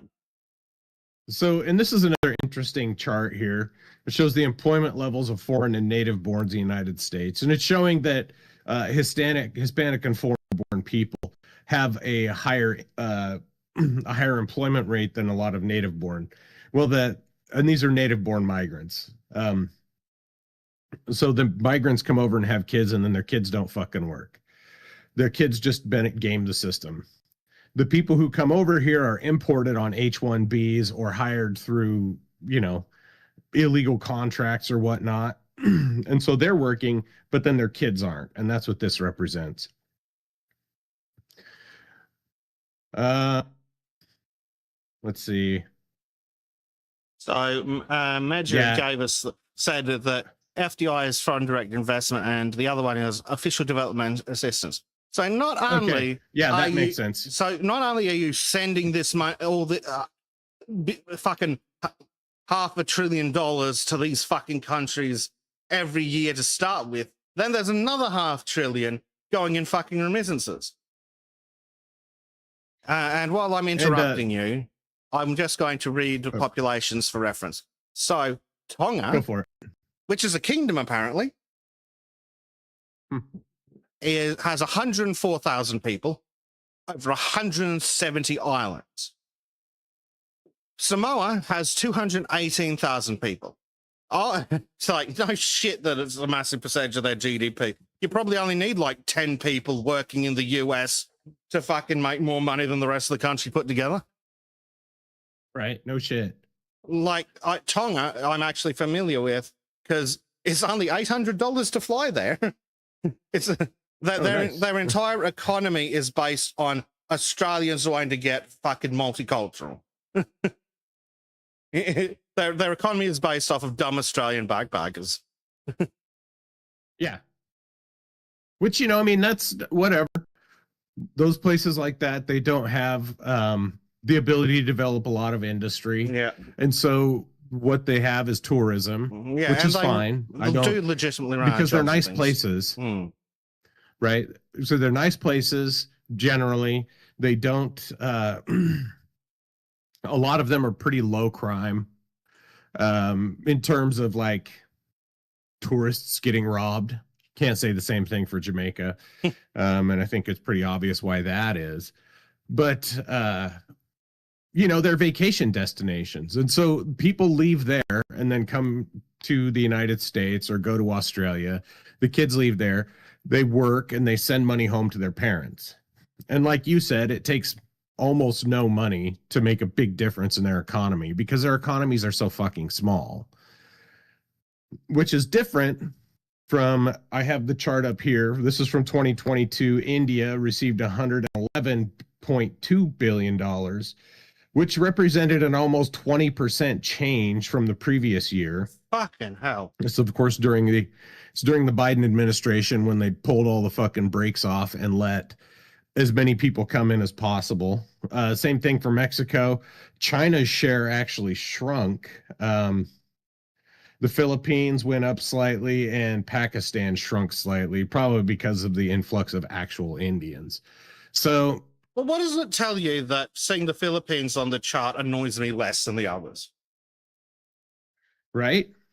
Well, again, Philippines, small country, and honestly, every Filipino person I've ever met was a fucking hard ass worker. I can't say the same for India. It almost seems as if they're more grateful for the opportunity. Right. And it's a mixed bag for the Mexicans, honestly. I've known a lot of really hardworking Mexican dudes. I've known a few, or more than a few, lazy pieces of shit. But for the most part, but when they bring Mexicans over, they're doing shitty manual labor. They're the farm labor. LGM, what's the population of the US? If you're going to be a smart ass. 150 million people. It's 300. or I think we're over It's like 300 million. 350, isn't That's it? true. It's not geographically a large nation. It's also not Also. an economic fucking powerhouse, is it? Or am I? Because again, isn't their entire economy based on fucking tourism? Or am I confusing that with a different country? Yeah, that's a fair point. It's not a small country like Tonga. It's not a small country No, it's like not a ridiculously small one. Samoa. It's still small, but yeah, it's not like at least the people aren't Pakistanis. Actually, that's another point. Why are we differentiating between Indians and Pakis? Because one of them worships cows and eats cow shit, and the other one fucks their cousins and marries their sisters. Sorry, which one are you talking about? Like, if it wasn't for the word cow in there, I wouldn't even be able to guess. Right. But I mean, but the point is that India gets a shit ton of money through remittances. It's like that's not money that's not money that's being reinvested into local economies. That's money that's being stolen from local economies, oftentimes through fraudulent employment schemes, and sent back to India to support, their continuing languish in where they do nothing but molder in their shitty country and turn, their filth-ridden shithole becomes more filth-ridden because nobody has any incentive to improve it. Why would you improve it when you can just get money from you get your weekly gibs? That's why we've seen it time and time again. That's why ghettos form when there's huge percentages of welfare recipients, because everything that's given to people doesn't give them a sense of pride or a sense of responsibility. It's just gibs. And so they don't bother trying to improve their situation. It's just going to come to them anyways. So here is this is an official transcript. And this was back in December. And I just wanted to read some of it because it's funny. Or I'm going to read it in a funny voice. This is the briefing from the official spokesperson from the Ministry of External Affairs from the government in India. So Shri read here, Jaiswal, official spokesperson. Good afternoon, ladies and gentlemen. I welcome you to this last press conference of the year. Sidhat from WION.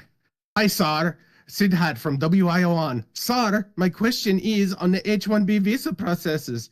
They have come up with new processes, including social media vetting as well, and that has led to a lot of delays impacting many Indian nationals as well. Your reaction, sir? Hi, sir. My name is Ashok. Sir, we are completing 2025. If you could provide the details related to extradition numbers from different countries, as well as part of the media reports that India has sent extradition requests against Hussein Sutafa to UAE. Is there any details? And if you have details regarding how many mortals remain we brought from foreign soils. Thank you. Thank you, sir. Keshav Pradam from the print. My first question is, can you give us sense of what is cooperation we have given to Australia with regards to Bondi Beach shootings, given the shooter's history? If you may permit me. Yeah. No, right? Fuck you. Eat shit and die, you fucking vermin. I just want to check on the status of the 16 Indians that were seized by Iran on the ship earlier this month, whether consular access has been given to them yet, sir. And if you can just enlighten us a little bit on this, I would be grateful. Thank you. Sir, good evening. Rishba from Times Now. Sir, the anti-Indian rhetoric from Bangladesh continues. There have been anti-Indian protests as well. So what is our view, and has get there something been... right? Right. Sure, they're all the same. Like, they can hate each other. They're all the same as far as I'm concerned. So, saw recently 2 Hindu minorities have been killed in Bangladesh, and situation is getting aggravated every day. So, do you have any communication with Bangladesh's interim government? So let's go one by one. First, Siddhant's question on H-1B visas. Yes, the government is India has received several representations from Indian nationals who are facing delays or, problems with the rescheduling of their visa appointments. While we do understand, as you also understand, that visa-related issues pertain to the sovereign domain of any country, we have flagged these issues with other concerns of our nationals to the U.S. side, both here in New Delhi and in Washington, D.C., and we hope these delays and disruptions will be addressed. Yeah, they should be addressed by ceasing to characterize them as a delay. Well, and, that's it. There'll be no call it a delays halt. if you just ban them entirely. Right, yeah. All right, it's not a delay. You just don't have hope anymore. They don't Which is add what any they've value. kind of started to do. So There are this sounds, several people who have been. Go this ahead. sounds like it's just a bunch of dipshit, subhuman journalists asking dumb fucking questions without and not Yep. even the responses. Yep. So I really just wanted to point to the opportunity to read this in an Indian accent and say "sar" a lot. Okay. Fair There enough. have been several people who have been stranded for an extended period of time because of scheduling or rescheduling issues of consular appointments. And they have also caused a lot of hardships to their families, to the family life they have, as also to the education of their children, as you would understand. So that pisses me off because it's like, why is it our choice, our obligation to educate your fucking children? Because they're a bunch of It's this chain migration bullshit. They're a bunch of retarded morons. I assume is their argument. But yeah, Well, oh, you're like, somehow stranded in your own fucking home. Oh, really? Now? right, stranded in your own country. They bring their kids here. The people come here working on H-1B visas and bring their families here, and then all of a sudden their families then their families stay here. It's like, oh well, the kids are American now, they've been here long enough, they don't know anything better, don't care, they can all fucking go back. It's not our responsibility to educate their children, especially when supposedly Indian culture and Indian education system is so fucking great that they're turning out record numbers of doctors and engineers. When everybody there is so fucking smart, why are they bringing all their kids here to educate them in America when the Indian education is pumping out all these mega geniuses? Yeah, It doesn't make any fucking sense. and it's not just the fucking first generation fuckwits bring their families over. Once their kids hit 18, they bring in fucking husbands and wives from India, and then the husbands and wives Right. bring their fucking extended families, and then within fucking 2 generations, you have like 40 fucking Indians. Right. Yeah, it's that chain migration bullshit, and they need to put a stop to it. And they need to put a stop to fucking birthright citizenship too. If some fucking Indian comes over and fucking rapes a woman or a goat or something and has a fucking kid, it's like, no. The kid's not Yeah. actually American. Firstly, you're deported. No, yeah. Secondly, you can take the kid with you. And if she complains Right. about it, she can fuck off too. Well, 2 non-citizens shouldn't create 1 citizen, right? That's really all it comes down to. That definitely. 2 Oh, people should come here there's a on a fucking fucking- green card or a visa. There's some fucking African kid here who the fucking media keeps fucking sucking themselves off on because he can run fast, because he's proper African. Oh, yeah. And they're like, oh, he is from such and such town. He's a young Australian. It's like, he's not Australian. Both his bloody parents were born in fucking Africa. He's not Australian. Just because his mother squirted him out when she was here doesn't make him Australian. He'll never be Australian. He Right. can't be. Both Unless, of his course, that fucking means we have parents magic are dirt. Africans. Well, these fucking idiots Right, like- bathe in it, so maybe they think that's the case. Right. Yeah, they're trying to pretend like we have magic soil and just being born here makes you one of us. It's like that's not how this shit works at all. No. You're not Australian just because you have a piece of paper from the bunch of pedophiles that run the country. Oh, but he was born here. So? He was born here to African parents. He's not Australian. He'll never Right. be Australian. Mm.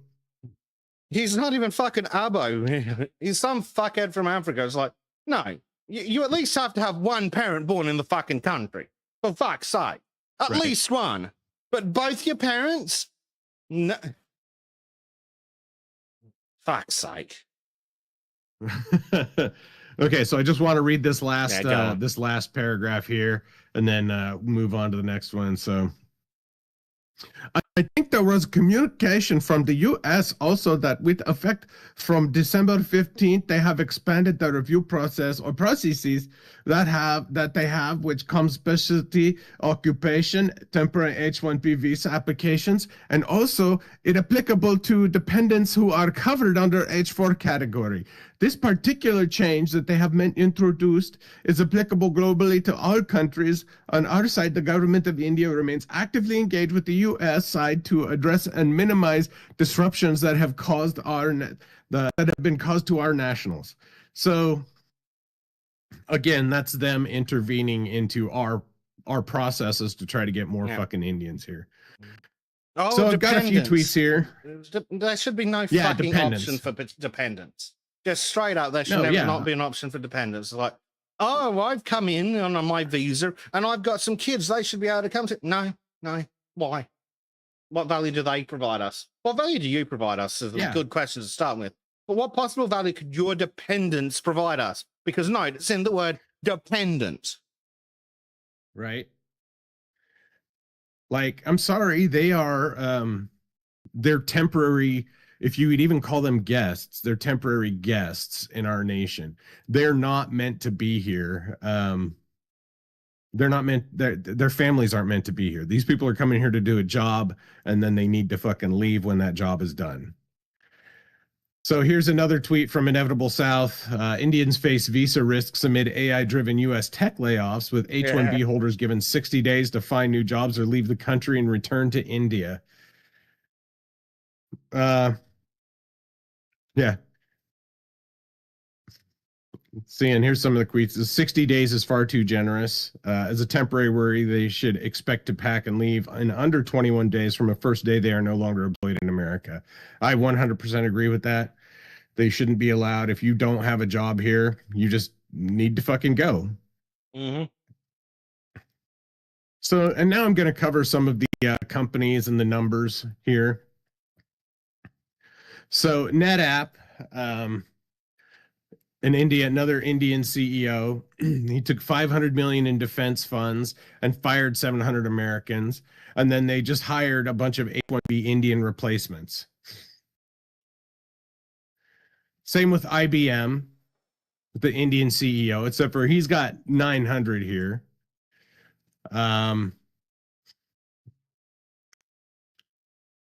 Microsoft, and I know people who were laid off from Microsoft. And they laid off 15,000 Americans and then hire a bunch of fucking Hajis. Amazon also fired 27,000 Americans and then immediately imported 25,000 H-1B workers. So Amazon's going to invest $26 billion in India to create 1 million additional jobs in India. Like this was the one that really blew me away because that is so much fucking money.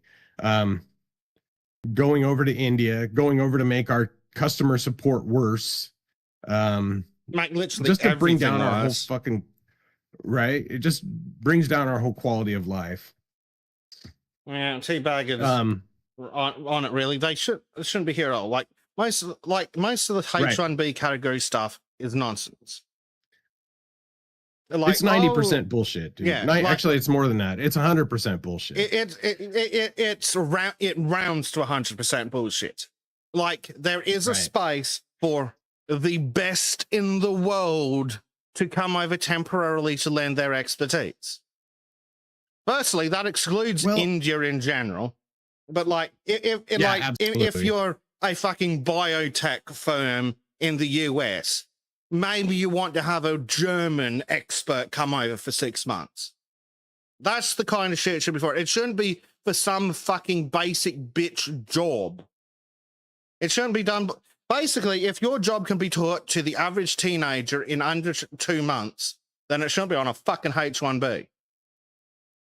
Well, and on the other side of that, though, too, is that if your job can't be done without a 4-year degree at college or university, it shouldn't be given to a fucking Indian. Mhm. It shouldn't be given to an H-1B, right? If we're supposedly sending people to universities to give them a pathway to a better life, it makes literally no fucking sense to then hand those jobs over to low-paid, low-wage, low-skilled subhumans. You know what would really fuck these companies and force them to put their money where their mouth is?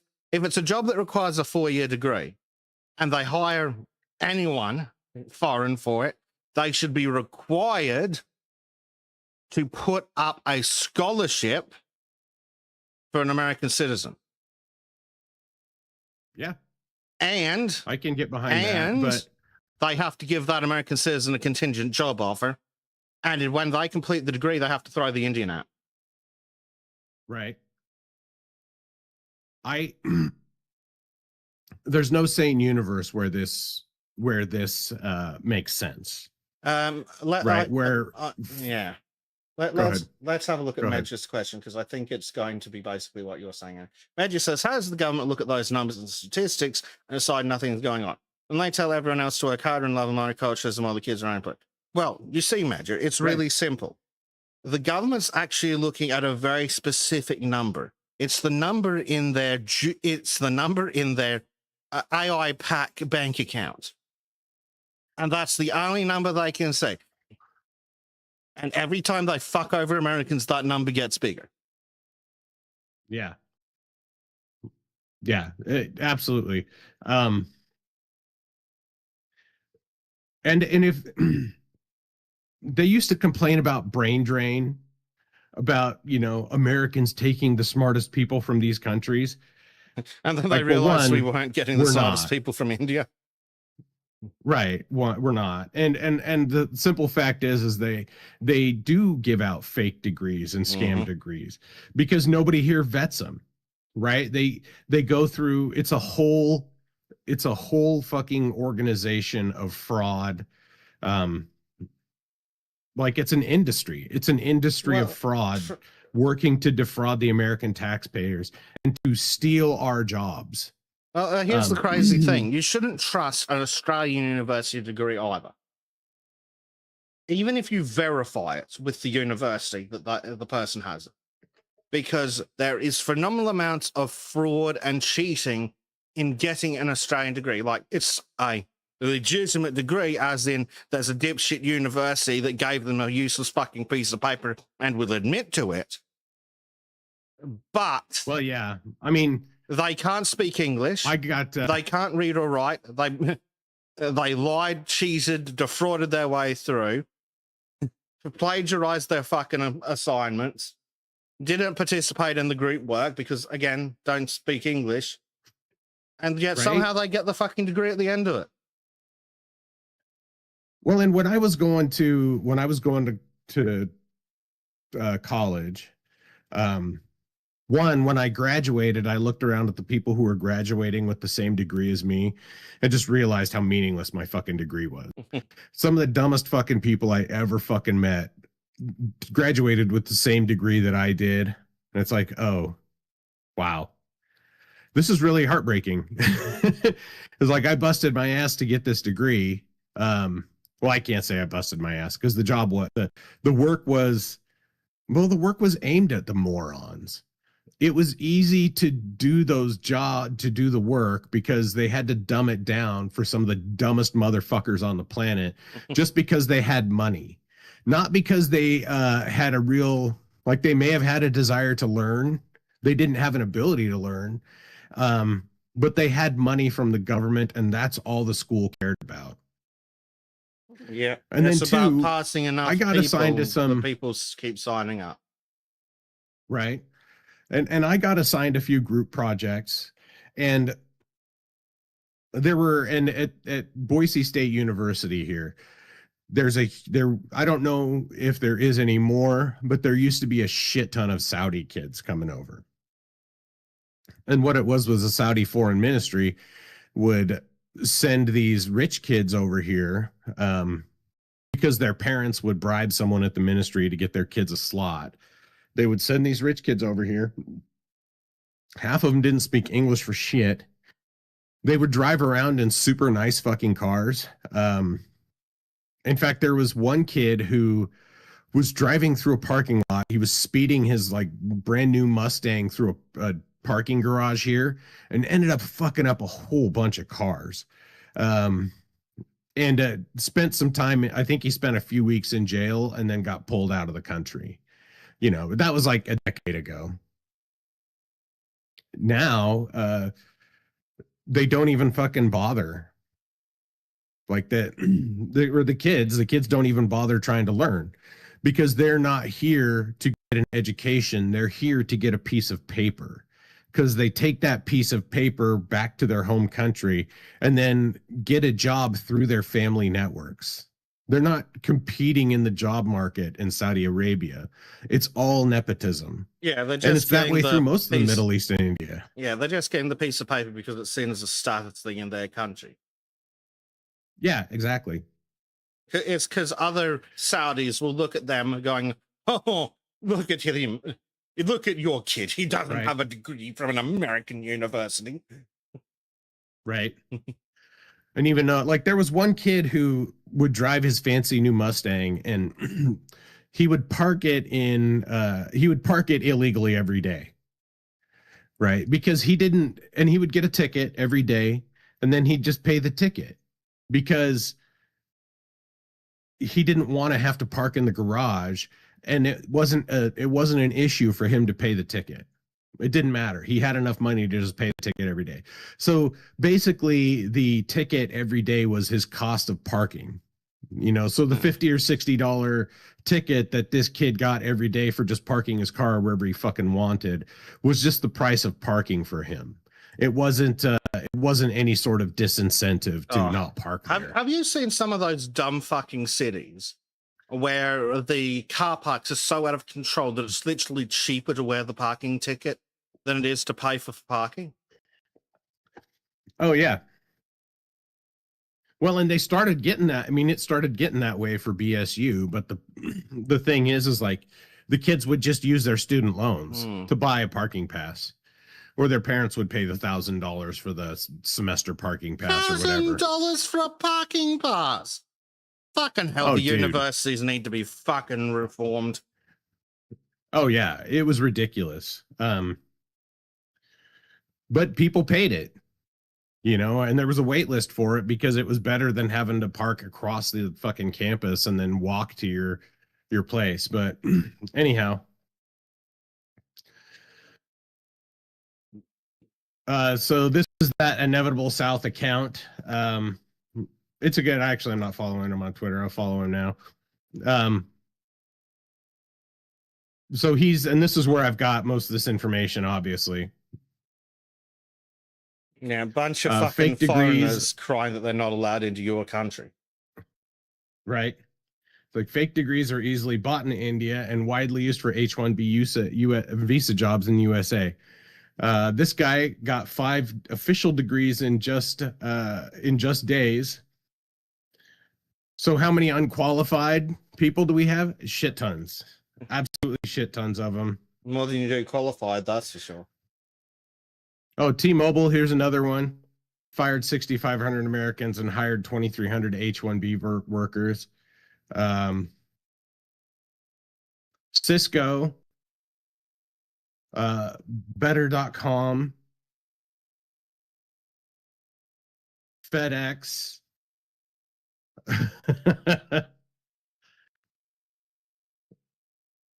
More retweets, but really just highlighting how bad this problem is. How bad the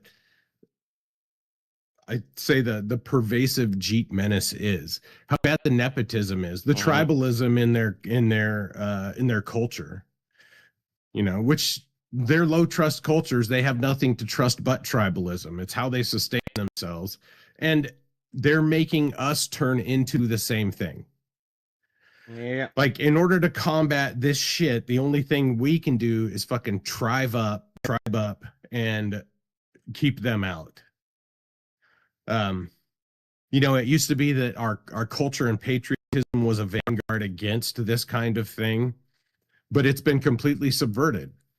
It's been completely destroyed by liberal bullshit, practicing nonsense. Let's say mooish, we know, but practicing nonsense. This is not this fake lie of universalism. Because obviously, if you can go and get 5 degrees in just days, official degrees in just days, then these people aren't qualified to have these fucking jobs. End of story. And if it's so easy to get these degrees, then every single degree coming out of these nations should be suspect. Just like every single CDL coming out of California should be suspect. Should be stopping those people at the fucking border, making them read a book, making them take a test before they get into any other state. We can't trust the official vetting that they're doing, then we can't trust the quality of the people coming out of it. And what does this say about the culture in general, too? That they can just get fake degrees. Like, it's not a good culture, and it's not something we need here. And as we demonstrated through the trash game that we played a few months back, the country's in fucking decay. Well, they've got no civic India's virtue. in decay. Have you ever tried playing exactly. the trolley? Have you ever tried playing the shopping trolley problem with Indians? They've got no civic virtue whatsoever. No, yeah. Well, they just steal the cart because nobody's watching it. Yeah. Not only do they not put it away, they just steal the shopping cart. Right. So they failed. And so that's very bad. Like, this is just going to turn into more rants. But the end of the story is that we can't trust these people. We can't trust these nations. We can't trust the process. This H-1B process is corrupt. It's been corrupt from the beginning. There was never a need for it. It was always pushed by APAC adjacent interests. It was always pushed by people who just wanted to destroy our countries.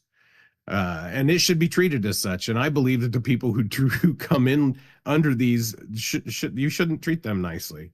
Like, don't fucking don't give them the same consideration that you would give your fellow citizens, because they're not citizens, and they're not. And it sounds like I'm preaching intolerance, but really what I'm preaching is tolerate your own people. You don't need to have tolerance for these fucking people, and do your best to not interact with them. Yeah, the whole tolerance thing's another fucking myth from the fucking weak left. Anyway, oh, you should tolerate it. Why? Yeah. Why should I tolerate it? Why should I be required to give any leniency to things that negatively impact me at any level? I shouldn't need to be tolerant of a fucking fly buzzing around my head. I shouldn't need to be tolerant of the existence of criminals. I shouldn't need to be tolerant of fucking uncivilized animals playing music on their fucking phone's loudspeaker on the train. And I don't care whether they're white, abo, black American, or some kind of fucking Jeet. I should not be required to tolerate incivility to any level. Fuck this tolerance shit. Right. No, I have the right to a peaceful existence in my own fucking nation, and anything that fucking impacts that needs to go straight into the fucking ocean. Right.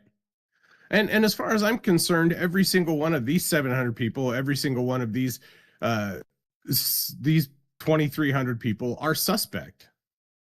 You know, when degrees are so easy to come by, every single person in that country should be like, it should be an automatic denial. Be like, no, we can't trust your credentials. Yeah. We can't trust your fucking credentials. So instead of saying, well, I know some of you are legitimate. Just say, no, sorry. Until you fix that problem in your culture, we are not tolerating your culture.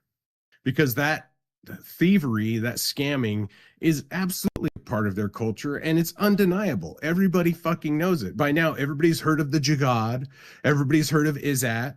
Everybody's heard of the way that they are just scamming us for no fucking reason other than they can.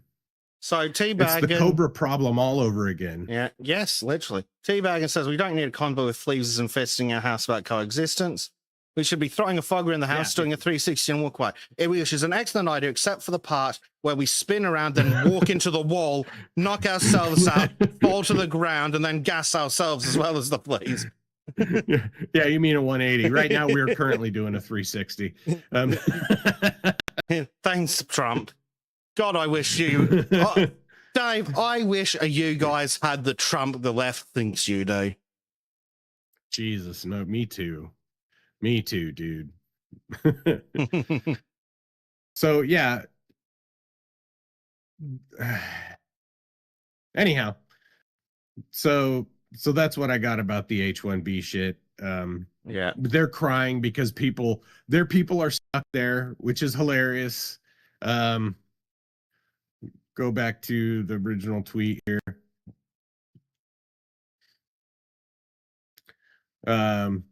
Jay Bishop, great follow. Julie Bishop, she's a good person. Many Indians are stuck here in India facing great hardships. Good. Good. Then you'll work. What a shame. Right? You'll work to fix your own fucking nations. Strand them more. Yeah, 100%. Just strand them all. Yeah. Oh, and here's the top countries that send remittances to India. So the USA and the UAE, the UK, Saudi Arabia, Singapore, Qatar, Kuwait, and Canada. And this would be higher in Canada, except for their economy sucks. Their economy is really fucking small. They just don't have that much money to send. We are the biggest economy in the literally fucking have world. less money than fucking Mississippi. Something like that.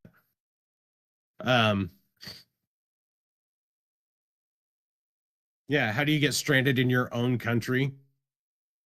It's a damn good It's the question. most bizarre thing ever. Somebody gets stranded in another country and somebody has to help them return to their country. Why is India so backwards? Yep. They aren't stranded in their own country. None of you seem to care that Americans are suffering without jobs. Stay in India. You are not welcome here. Yep. And again, this is particularly relevant on Memorial Day, and I'm going later today to put flowers on my brother's grave because he couldn't get a fucking job because nobody would hire him because he wasn't fucking Indian, because all the jobs that he did were taken over by low-skilled, low-IQ fucking Jeets that scammed their way into those positions. What's that? And do a shitty job. Yeah. Everything in tech is getting measurably worse. Every fucking update is worse than the previous ones. They are not getting better. And it's because they keep bringing in more of these low IQ fucking morons who are just stealing the jobs. And they're not expected to do the job correctly when they get here because it's Jeets all the way down. And they're not going to hold themselves accountable to an actual standard. They're just sucking the fucking economy dry. They're leeching all our money, all of our taxpayer dollars, either through direct benefits or vicariously through these corporations that are fucking sucking money out of us. Amazon gets billions of dollars every year from the American government. All of these tech companies get billions of dollars of taxpayer dollars every year from the American government. A lot of them pay very little in taxes because of all the bullshit and offsets and financial trickery they do. It is a net drain on our economy. The H-1B system has always been a net drain on our economy and our culture. Yeah. But yeah, isn't it so fucking interesting that all those no-skilled survival tier jobs are being taken up by a bunch of fucking Indians who are somehow here on visas for some fucking reason.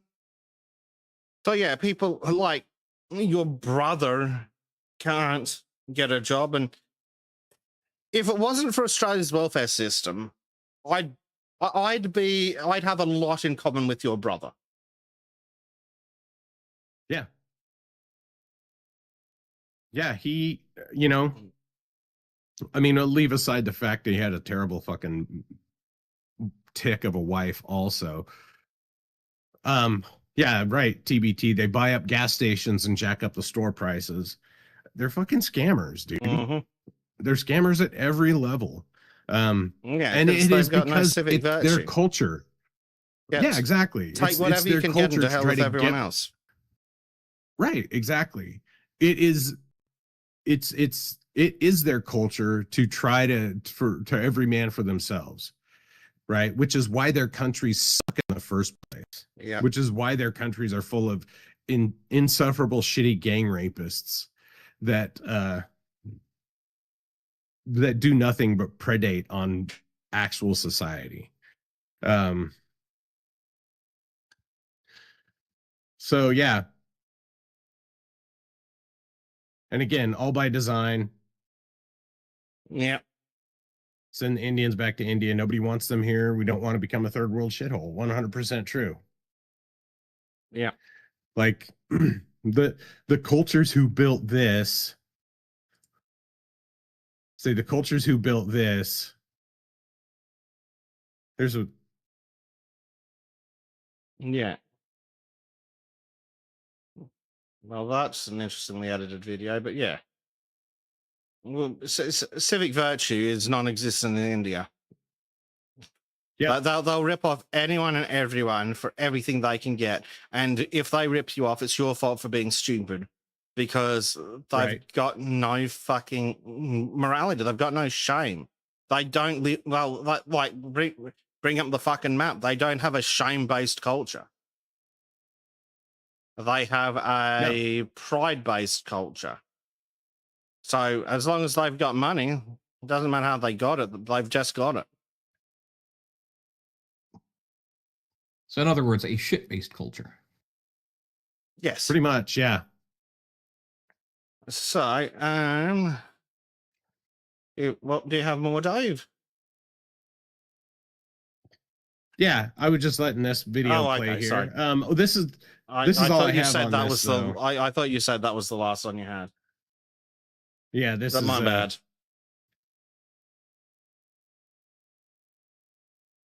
But this is just a video explaining how they have no empathy for their own people. Yeah, Obviously, they don't give a they shit have no about their civic own. sense. Well, they They don't. don't care. There's so many of them. They don't see any human value. No, that's it. Right. Life's so cheap in India, and then they come here with the same respect for it. And like, Well, and then they do I shit don't like- disagree with them that an Indian's life is worth nothing. But that's not an attitude that they should be bringing here. that our lives aren't worth. That our lives are worth as little as theirs.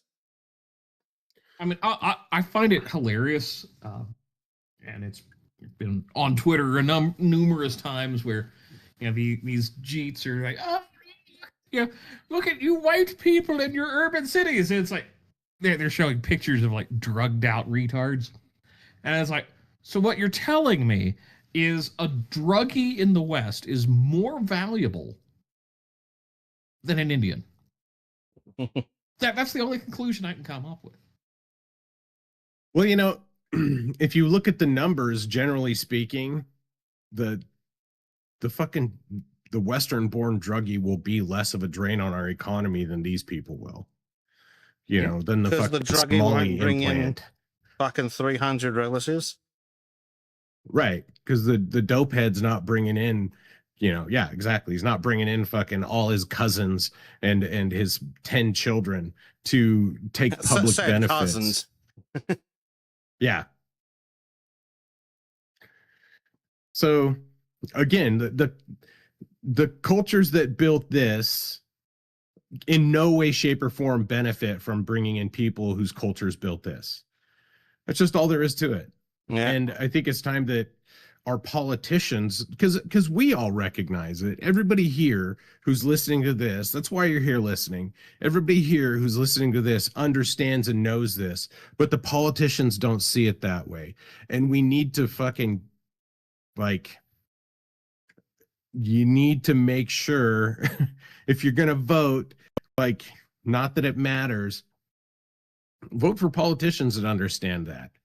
You know, stop voting for these dumb liberal policies, this stupid blank slate universalism that believes that these two cultures are similar or compatible. It's just not. No.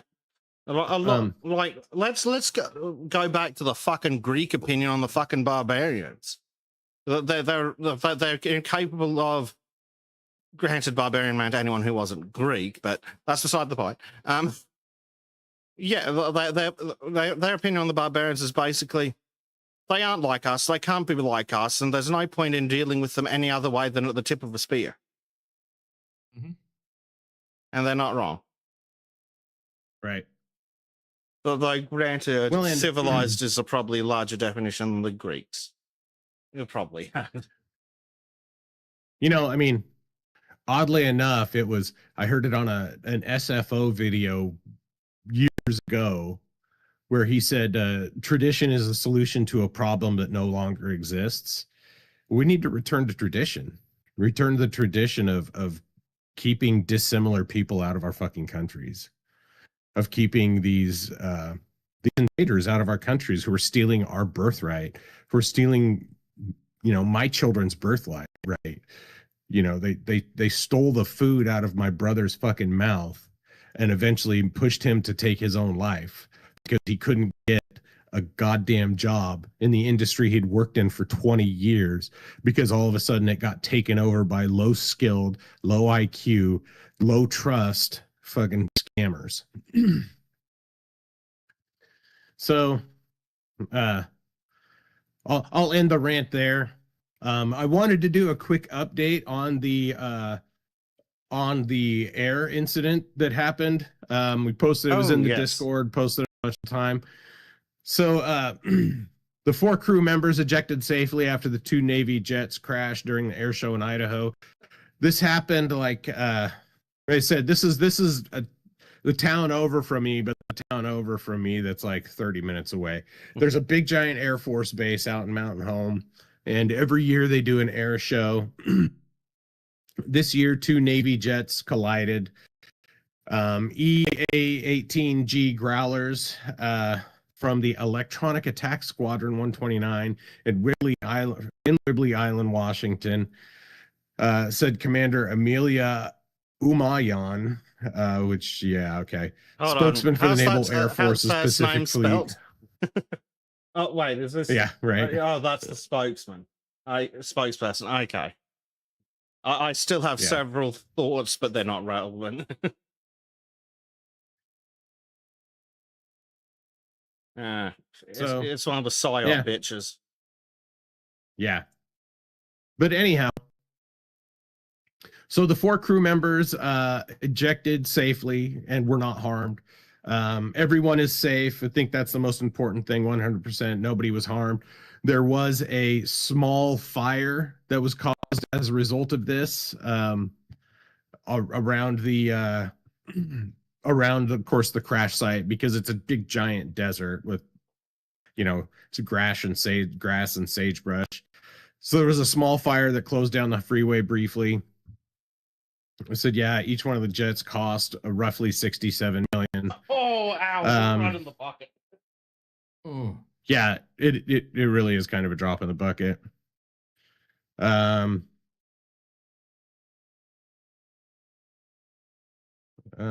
Let's see. Yeah, airshow flying is demanding. It has very little tolerance, and we've all seen that. We all know that. Yeah. But really, I just wanted to give an update on it. Well, I'm glad There were no to hear. fatalities. There was a little bit of a fire. Yeah, so here's Boise, and here's the jet crash. That's, you know, about 30 minutes from me. Which is no secret that I live in Boise. Boise's a big fucking city, so you're not going to find me even if you did know. Anyhow, No, it's just the full name, the name of the kids, the name of your friends, yeah, the city. it's no secret. But everybody's safe, and there was no major harm done other than, $120 million of planes getting destroyed. Ouch. Well, Yeah. that sucks, but I mean, yeah, at least I'm happy to hear that none of the pilots were severely injured or killed. Right. It looked pretty good when we saw the chutes open, but it's good to hear that they're fine. Yeah. Yeah, that was that personally, it was very relieving when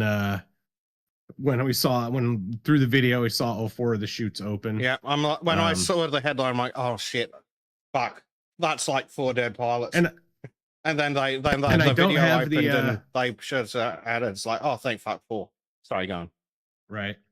So I don't have the video here because I'll show you can't see my thing because I have it cut out. I don't know if it's going to show up on screen here, but I run no script on my browser to block scripts and bullshit. And there are 17. I have 17 blocked sites.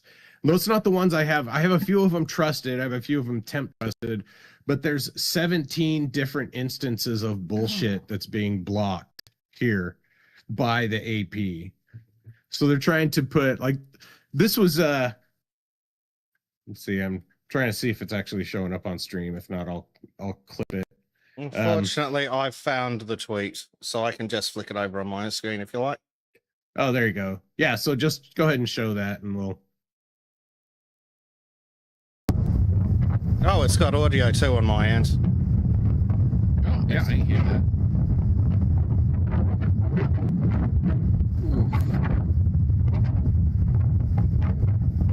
That's fucking lucky. Not a terrible job by the camera guy. No. For an amateur, that was actually damn good. Yeah. Well, and of course, they haven't released details as to what caused it because it's the military. You're probably never going to hear exactly what caused it. I mean, based on the looks of it, it looks like it's the risk of doing air show shit. It basically, getting caught in a jet wash. And what happens is it's like when you get 2 pieces of paper in a high speed area, like out and you're holding it out the window. It will, at a certain point, just suck together just by the nature of the aerodynamics. Yeah. I had to learn about this when I was It getting a piloting license. This is why you stay a certain distance away from other aircraft. Yeah. Yeah, but just looking at it, like one's going up, it's like it was one late on the turn or was one early on the turn. That's basically all it's going to be. But I think it shows how relatively low the difference in speed was between the 2 jets. So it's like, it's just one of those things that fucking happens by the looks of it. Yeah. Yeah. And well, there's the joke of don't let the planes fuck midair. Yeah. Yeah. This is how Hornets are made. Yeah, that's really that's really not a bad job by the fucking camera guy, really. Considering they was that was a good job. Like he's like, oh, I'm going to focus on the pilots, and it's like, oh shit, the plane's flying. Let me zoom out a bit. I got most of the crash. I mean, they got the big important parts. Right.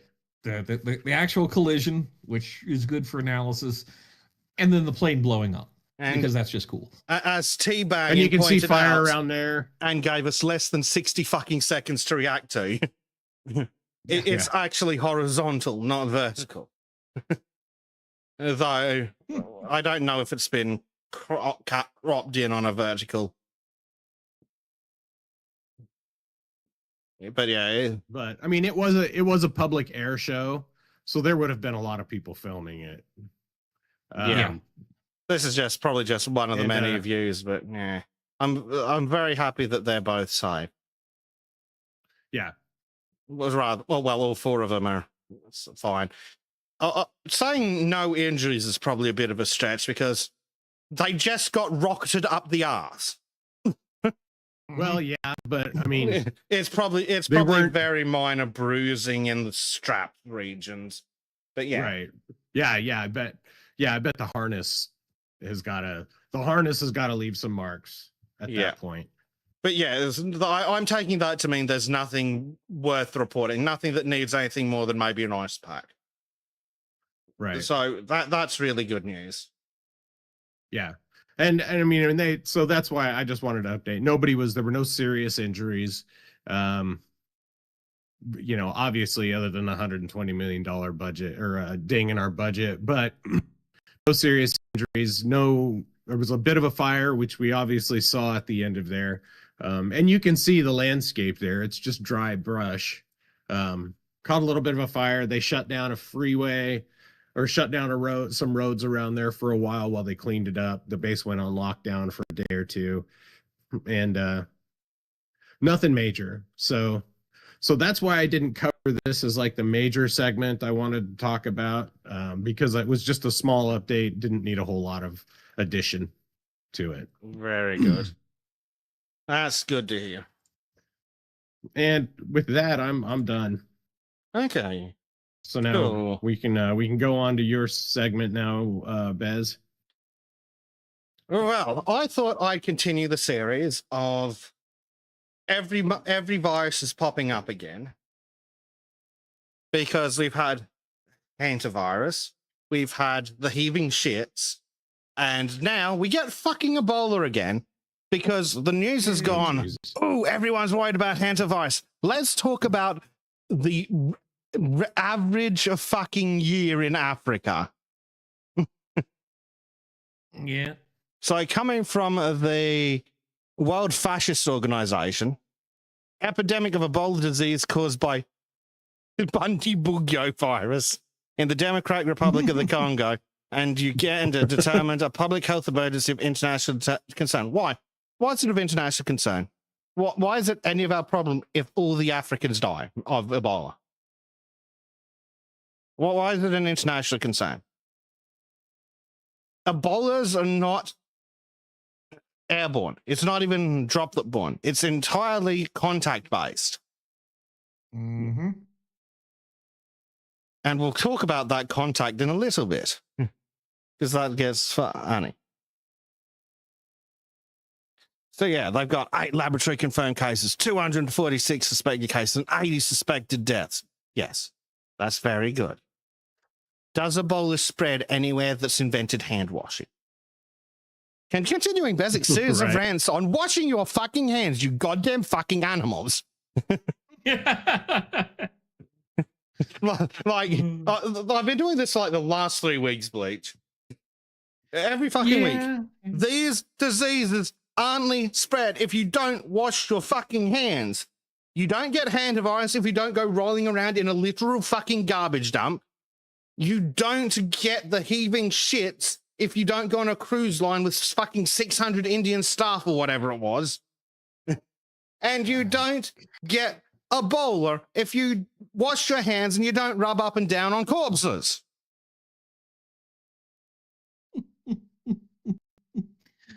It just amazes me that these are the people that they want to keep importing. Yep.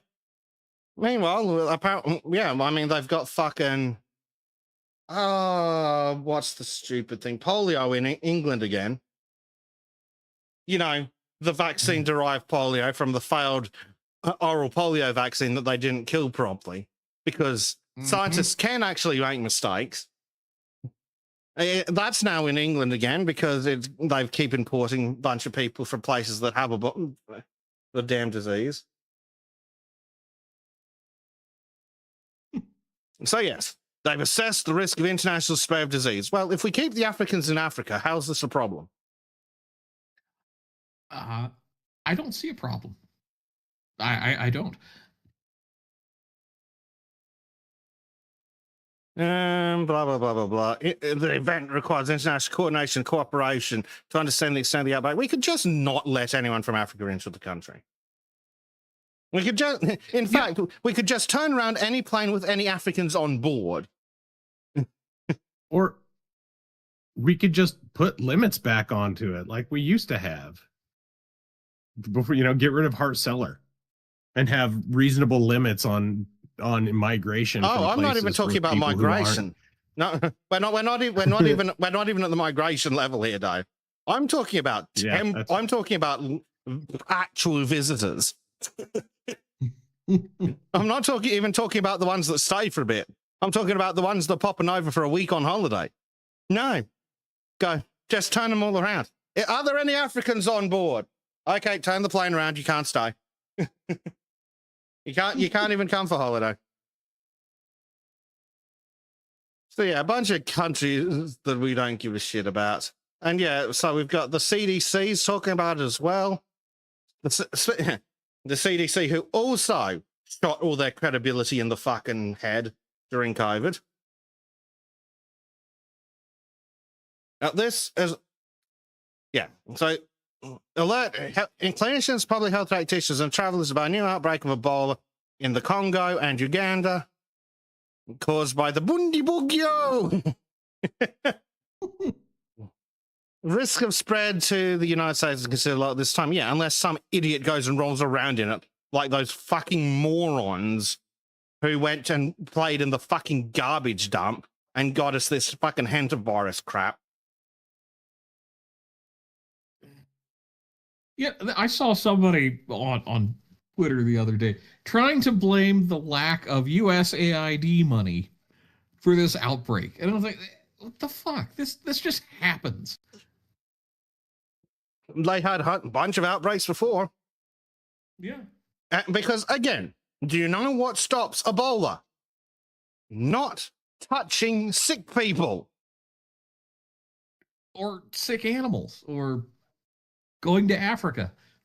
That's a really good way of preventing just illness and death.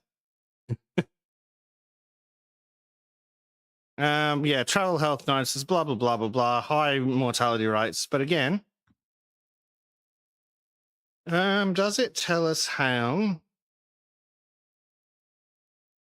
the virus spreads? No. I should have got that up earlier. How does Ebola spread? Well, Raka Raka Ali does have a documentary on that. No, fuck off. I don't want... No, eat shit. I don't want fucking Gemini's opinion. Let's go with the CDC. Since that seems mainstream enough for our purposes.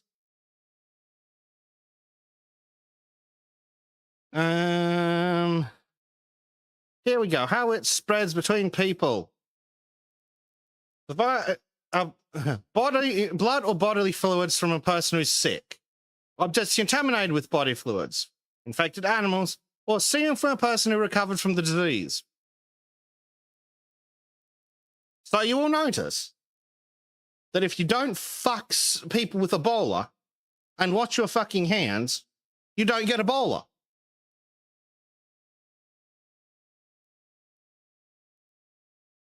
You're culturally imposing upon these poor people. Look, if I have to crop dust their fucking country with Dettol, I fucking will. No,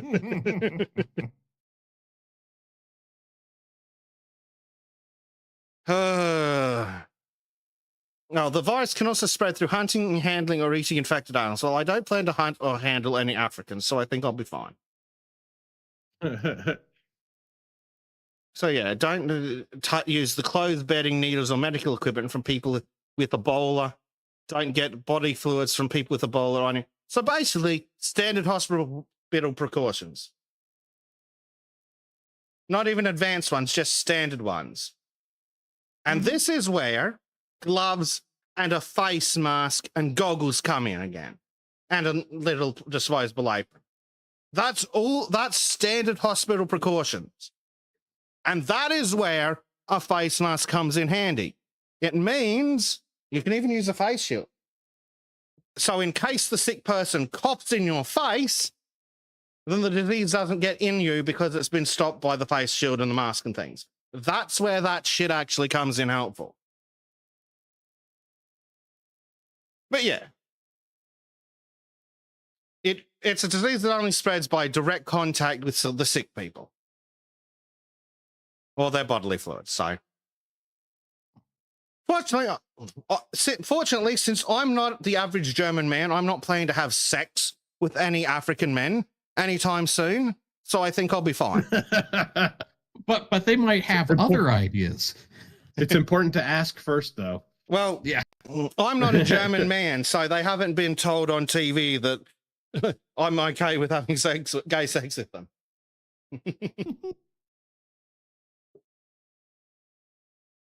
Fuck me, the references we make are so fucking deep. I don't know how we remember them. What else? So, speaking of how Ebola spreads, this is so fucking retarded. I hope you guys haven't heard it yet. So, I wonder how Ebola keeps spreading in Africa. Protesters attack a DRC treatment center as the World Health Organization warns violence is threatening Ebola efforts. They stole a body. The World Health Organization warned Friday that Africans are fucking morons after protesters demanding the return of a victim's body set fire to a treatment center. That'll help. Good job, dickheads.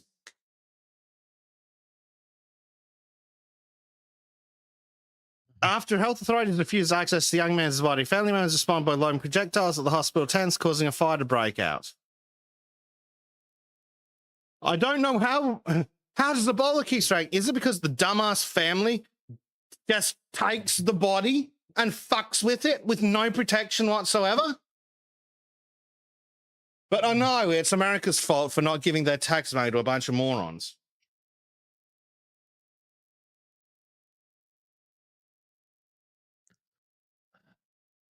It's just tiresome. Yeah. So yeah, here we go. Here's video from good old Al Jazeera.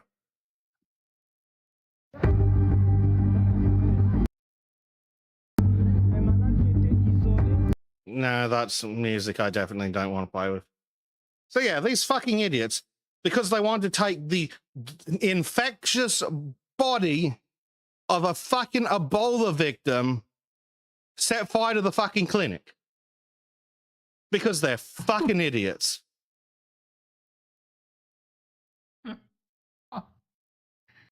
But that's how fucking look. There you go.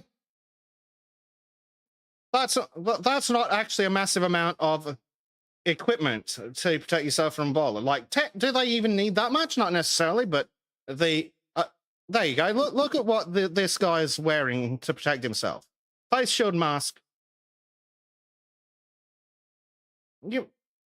I mean, if they're actively collecting them from their locations, I can understand the bodysuit things, but that's not a ridiculous amount of PPE.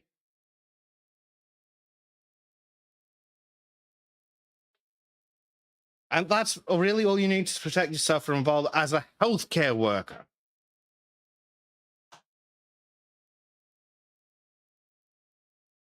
But yeah, no, these fucking morons are so desperate to get it.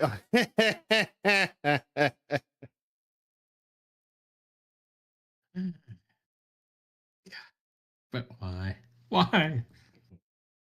See if you can find the tweet that goes with that top one there.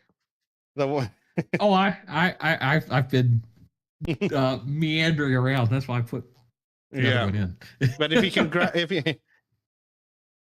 don't forget the vaccine. Apparently, what vaccine?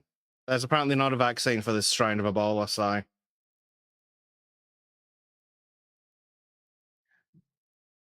yeah, there we go. Cool. That'll be good for some fun. So yeah, these idiots just burn the fucking place down.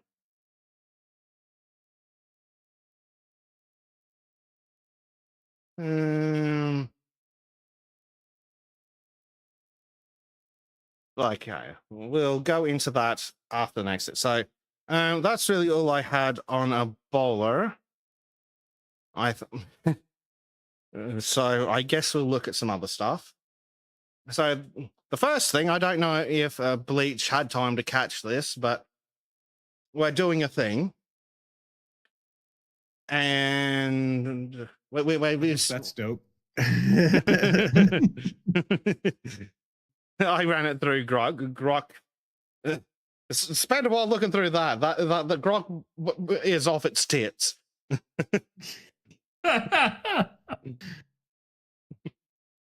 You know, the sad part is it's faster than Trim is these days. Yep. Yes, bully Trim to do art. Yes, bully the Trim. But yeah, I just threw it into. My only question is, and I'm behind the Sultan. It's like, did that version of Trim get a boob job? I mean, what the hell? It looks like they put boobs on Trim. I'm not sure what Grok was on, but yeah, apparently. I mean, look what it did to George. It's Griffin George. Holy shit. It named the gym. It actually rewrote the signs. Monster deadlift something in the frog cycle. The frog cycle. Wood chipper protein bars. Next. Gains on. Lift or cry. Good Lord, the Sultan's like some sort of bizarre mutant. I mean, it started that way. This thing's got Ebola. Wash your damn gym equipment, too. Trees growing out of it. Anyway, so I don't know how much you caught Bleach, but we're doing a bit of a fitness challenge, so hopefully we can use peer pressure and social shaming to lose some fucking weight and get bulked up the inevitable war against communism. Yes, there is a monkey in the corner. Just lurking around the corner. So the idea is that we're going to do some weekly check-ins and lose some weight because we're fat asses. So, and I'll be waiting for you guys to get down to my level.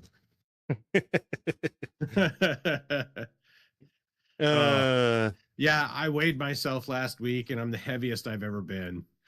And it's really depressing. I'm the heaviest I've ever been, and it's also really depressing. So I've stopped eating lunch at work, just fasting during the day. And then I come home and have dinner, which may or may not be good. But of course, yesterday I went and ate a shit ton of sushi for my boy's birthday. and then on Thursday we had, ice cream cake for his birthday. Yeah. And how many calories did you drink last night? I don't know how many calories are in sake, but the large jars have gotten a lot smaller. They tend to they do that, don't they, the fuckers?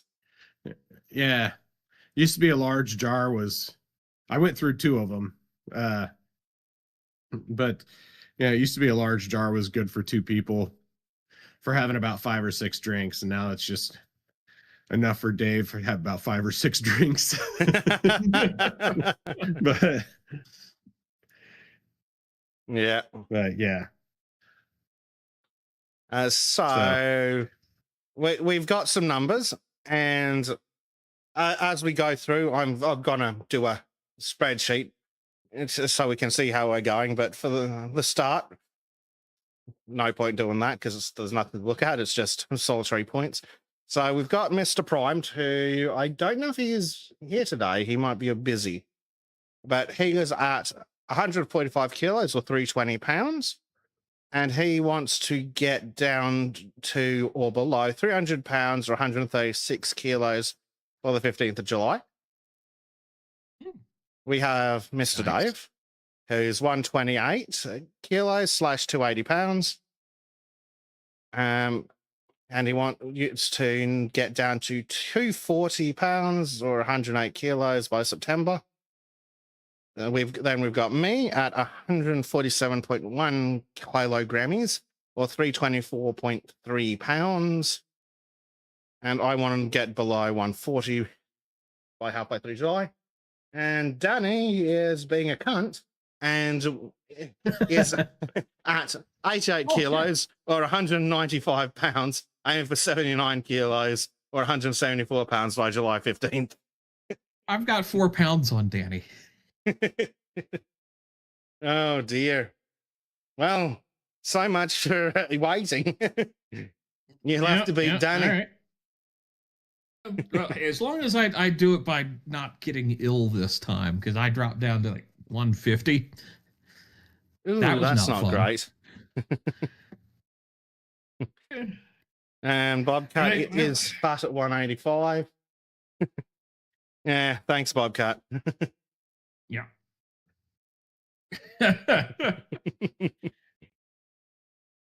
So we're going to work on that, and we'll put some graphs up as we go through. And hopefully, the fact that we'll have to check in every Saturday is going to make us not do crazy things, or at least trend downwards rather than trend upwards.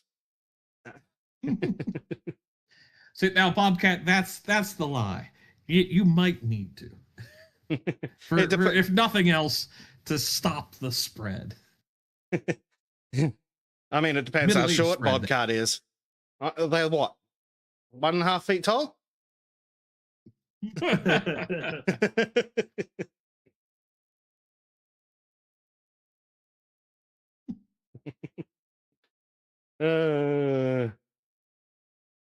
So hopefully we can all get those numbers good. Those who are closer to their ideal goal, though, they get to work. They get to go to the gym and put on muscle and bulk up and pick up a woman with each arm. Shit, I was planning on building a house, but okay. Yeah, well, then you can put a woman on each arm and take her to the house. Yeah, but more than one is a little complicated.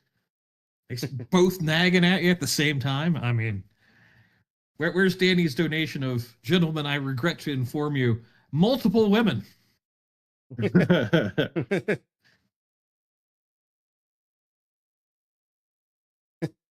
Multiple women at the same time.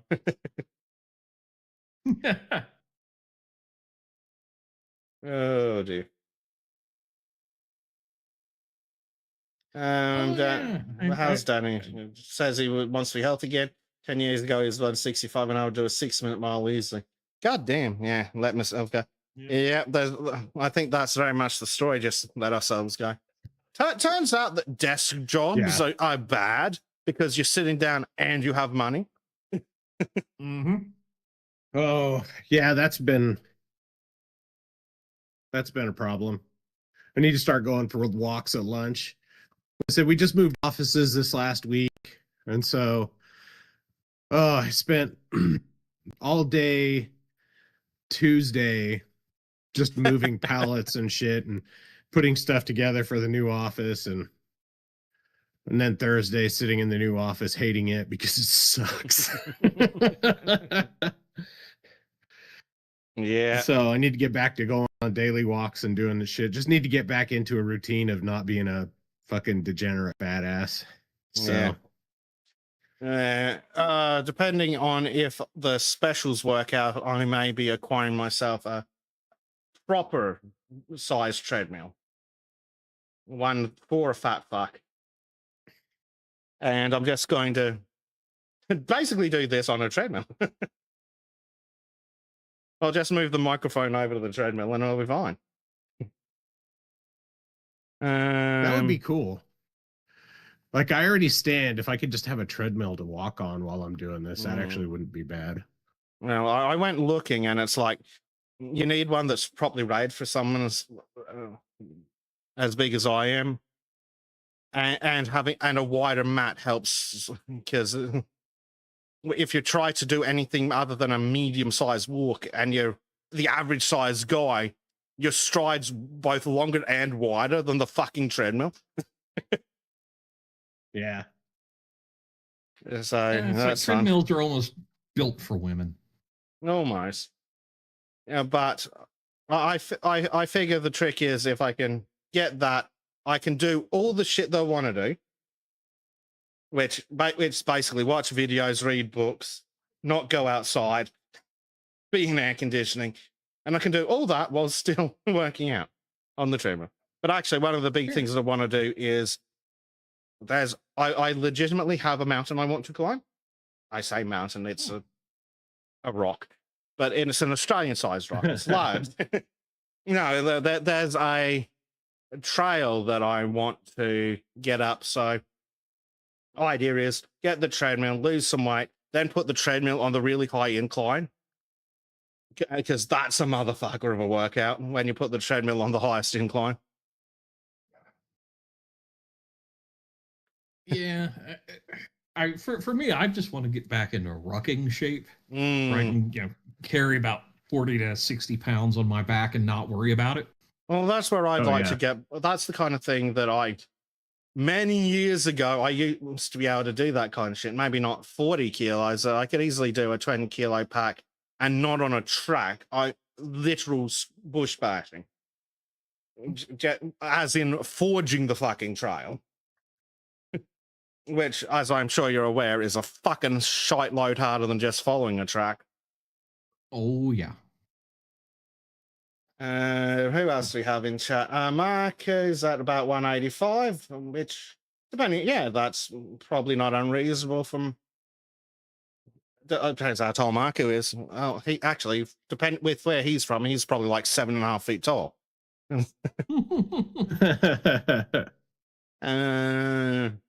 Who else? Did we have anyone else? Monkey says his goal is to go from being an A cup to being a man again. Feel that, Monkey. Yep.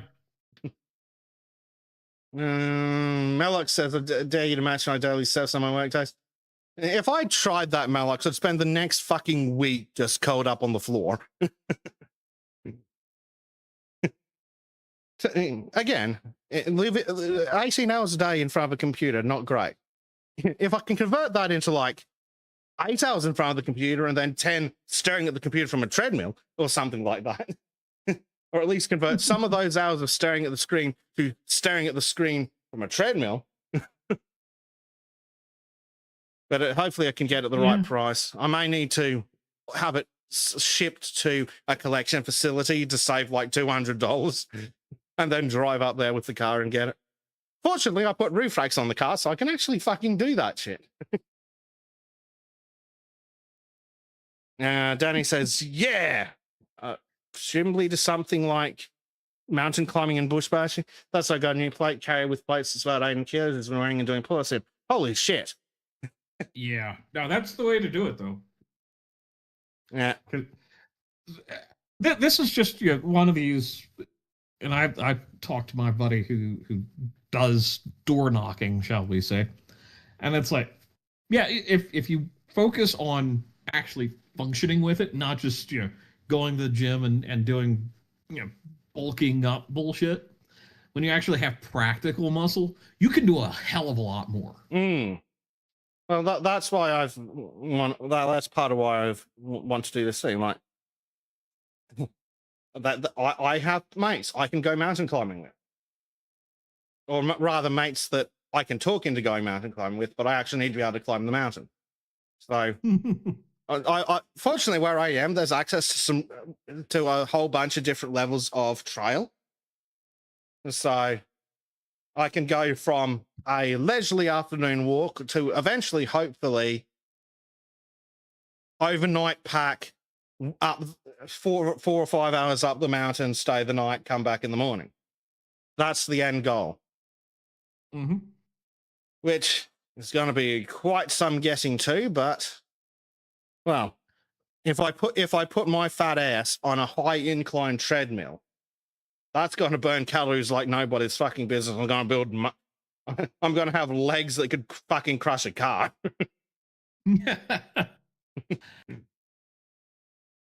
Yeah, it's just it's something it's better if you do it now than if you wait, because holy Well, shit. tell me about it. Oh, Dave's died. Yeah, I saw his laptop apparently crashed. Oh, that's over in the other thing. Right. Yep.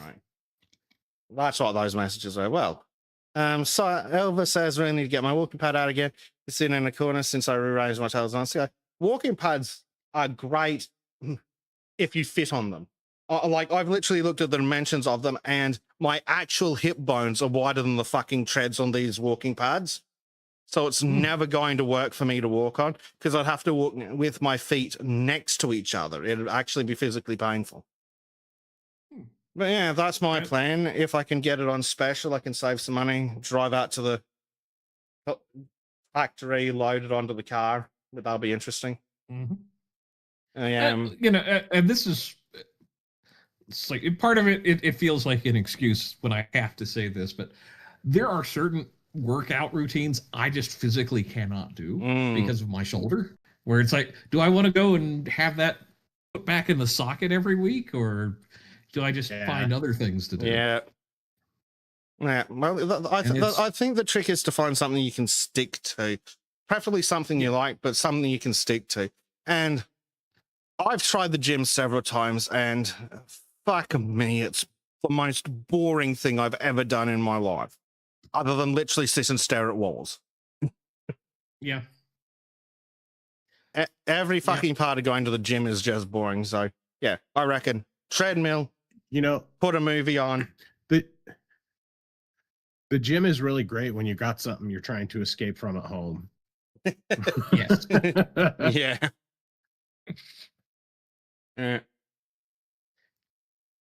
LGM says he hates cardio work with passion. Understandable. Unfortunately, and that's part of the reason I want the treadmill is I desperately need cardio work, because I'm fat and very sedentary. I spend most of my time here at home, either on the computer doing this shit, or looking after my mother, which is all of 20 paces away. Yeah. God, I wish it was a short drive around the block. Anyway, that aside. Yeah, I've tried earbuds and podcasts and music, and Bobcat just bores me to fucking tears. So I reckon I'm going to try and get this fucking treadmill, and I can sit on that, because there's no fucking excuse if it's right there. And I can do it in short. That's what everybody says. Well, yes, isn't it? We'll see. Hopefully, it'll be easy to get the motivation to do it in like 10 minutes first. Like, you know how they say, like, you're supposed to do 10 minutes of walking every hour or something?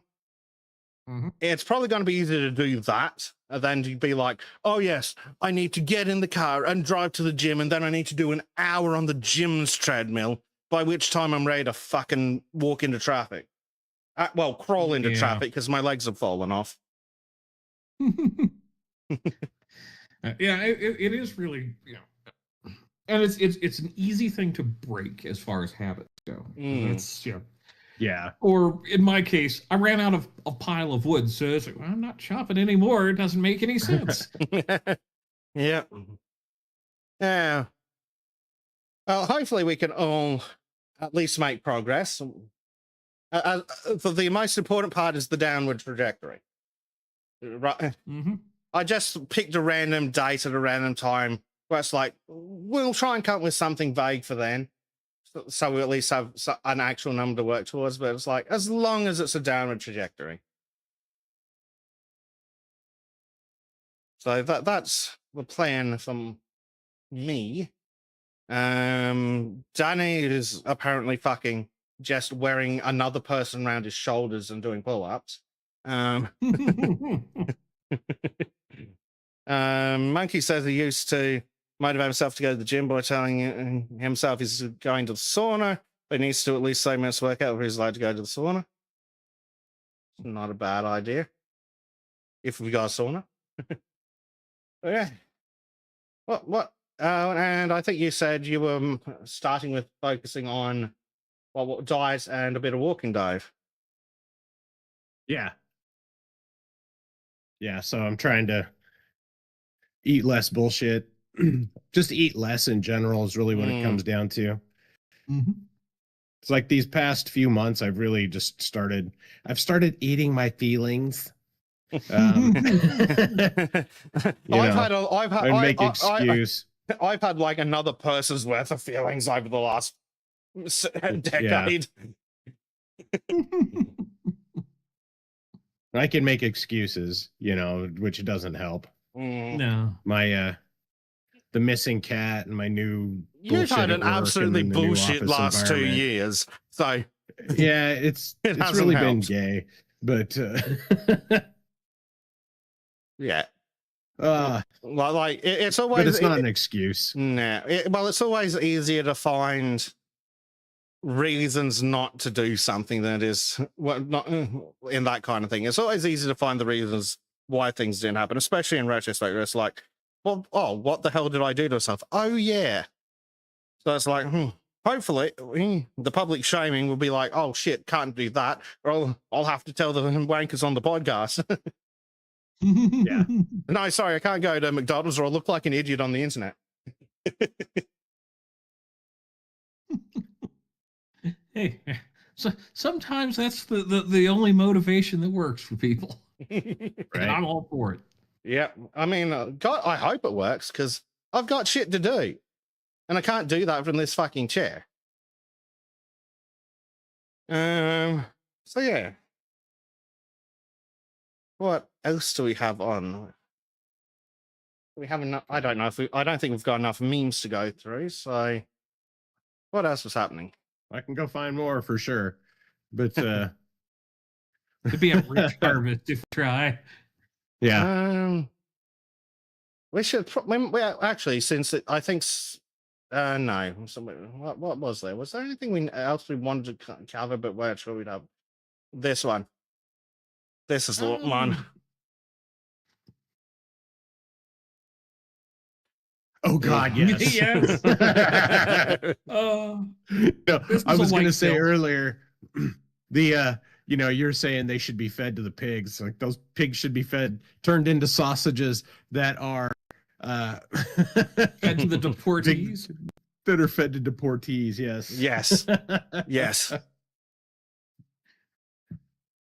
That's a future I'm great with. More than great with. I'm ecstatic about. Yep.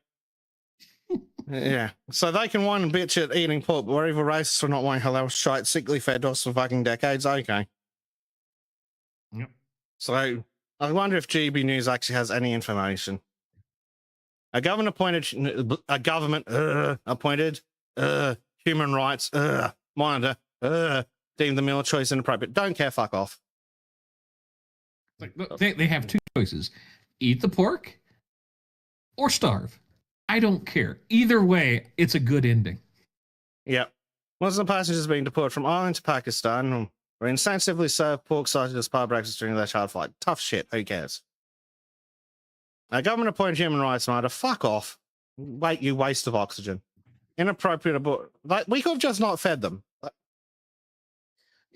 To me, this is just evidence that don't come here if you don't want to eat what the natives eat. Yes. So, hold on. It's a chartered flight, and it was transporting 24 men. Mm-hmm. I feel like they could have fit a lot more on that fucking plane. Yes. The monitor's assessment noted the quality of food was a low stat. Yes, it's on an airplane, fuckwit. No one's ever raved about how good airplane food is. Not in my lifetime. Oh, several migrants also raised concerns about police officers recording them on camera. Boo-hoo, you fucking retards. Like, seriously, who gives a shit? Oh, no, you're being recorded on camera. Well, have you tried not being a foreign terrorist?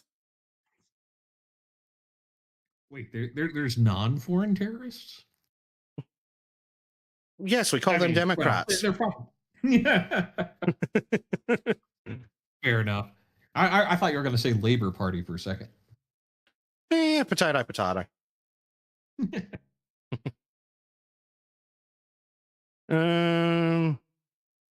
Yeah, boo-hoo. Oh, they were wrong thing.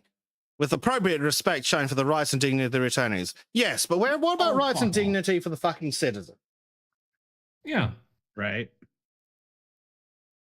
How many times are we going to have situations where citizens, natural born citizens, are treated lower than dirt? Apparently, forever until we eat the politicians. The Dutch solution. Yes. It has a lot to going for it. Oh, look, more than 100 migrants arrive in Britain as UK braces for record May heat. You could have just shot them. Mm-hmm. They were breaking into the country. You could have just shot them.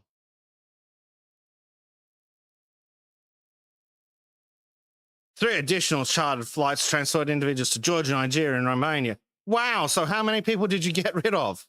The 4 flights resulted in the removal of at least 200... At least? What do you mean at least? How do you not fucking know?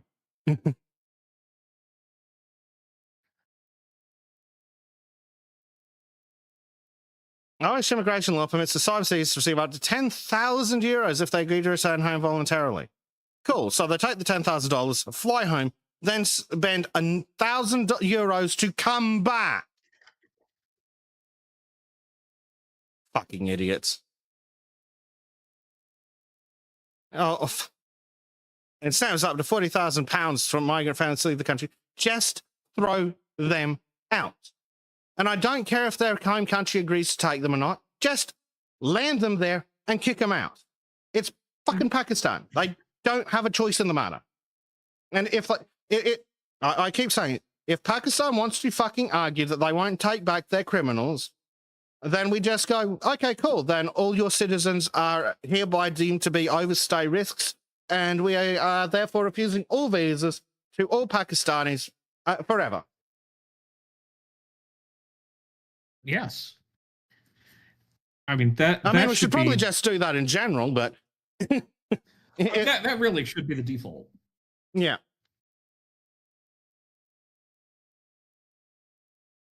Because it really is getting to the point of what value are any of these people adding? Literally negative numbers. Exactly. It comes with British taxpayers are fucking out some £50,000 per migrant to house asylum seekers in hotels, army barracks, and other accommodation. That's interesting. If I quickly ping Dinko, do you think the combined income the combined government benefits her and Jack and the baby receive come anywhere near that? I doubt it. I doubt it too. So they're spending more on keeping these vermin in housing, just in housing, than on looking after their own citizens. And then they wonder why the citizenry aren't having kids. And they can't stop the migrants. There's also the whole, like, feminist bullshit out there. Yes. Which is also causing the housing crisis. That too. What's that? You've doubled the workforce and now you're surprised that you need 2 incomes to live? Hold on. Double and 2 incomes. Now, I'm not the greatest mathematician, but I think double and the number 2 have something to do with each other. And I think it's racism. Of course. Because if I remember rightly, getting maths right is white supremacy according to the Smithsonian. And also being on time. Yes. Yeah.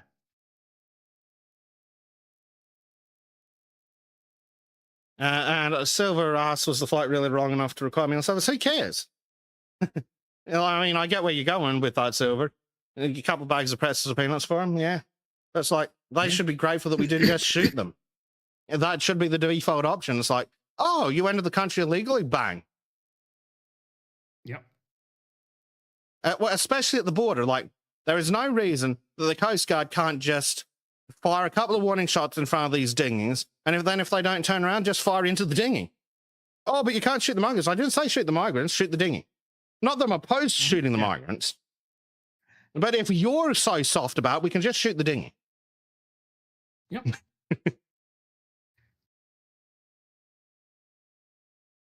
Man arrested after 5 stabbed following altercation in broad daylight on busy London street.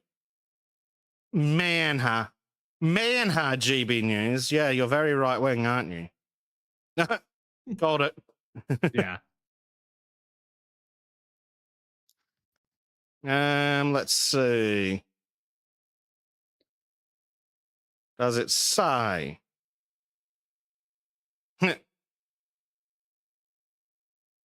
Photos circulate on local community groups. Interesting. I wonder if we could see that.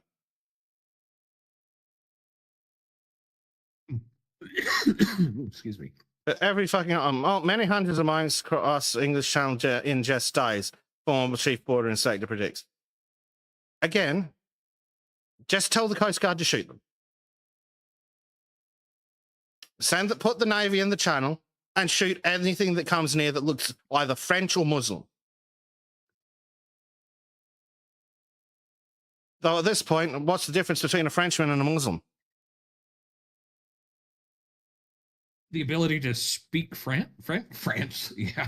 Ability to speak France. Yeah, that's about it. The size, that's about it, isn't it? Yep. Gosh. Who was Charles de Gaulle? What was Charles de Gaulle? And if they say here, it's like, oh, good, you're French. Anyway, you're French. Bang. Congratulations, you're not going to be executed for being a Muslim. Now, being French, on the other hand, Iran attempting to recruit Britons to organize street protests against Israel. Yes, I can see some of the Iranian sympathizers right there. They're wearing gay yellow vests. Free speech victory as Crown Office backs down Christian grandmother who held "Here to Talk" sign outside abortion clinic. Of course. France. Woke social engineering row over bisexual little sister question.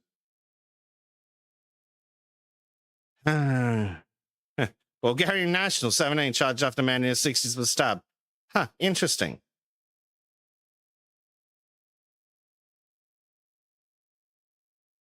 Dumbass bike cop's bike broke and a kid had to help fix it.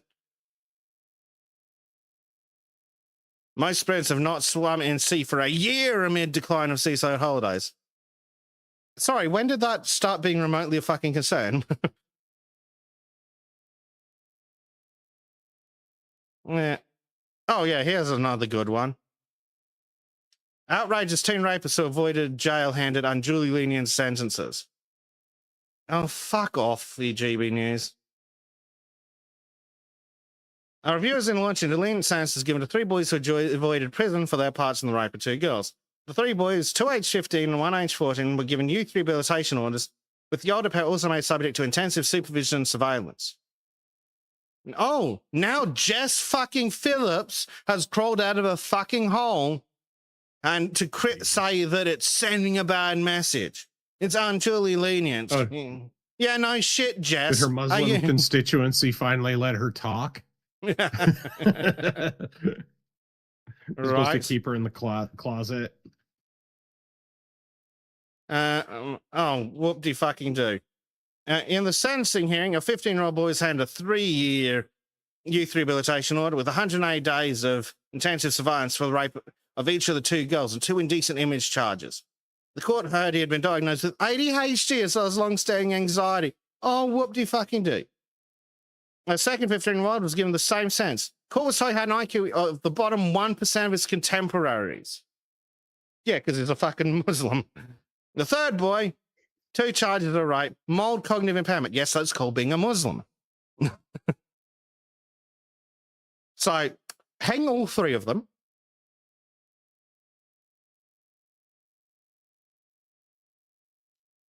Fucking no jail time. They should be fucking executed.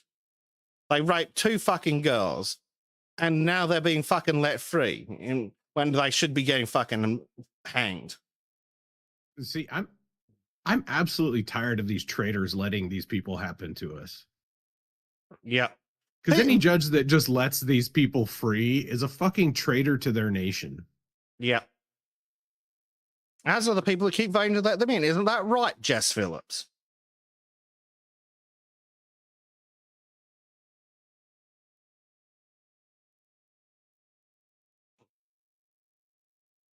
Absolutely fucking vile.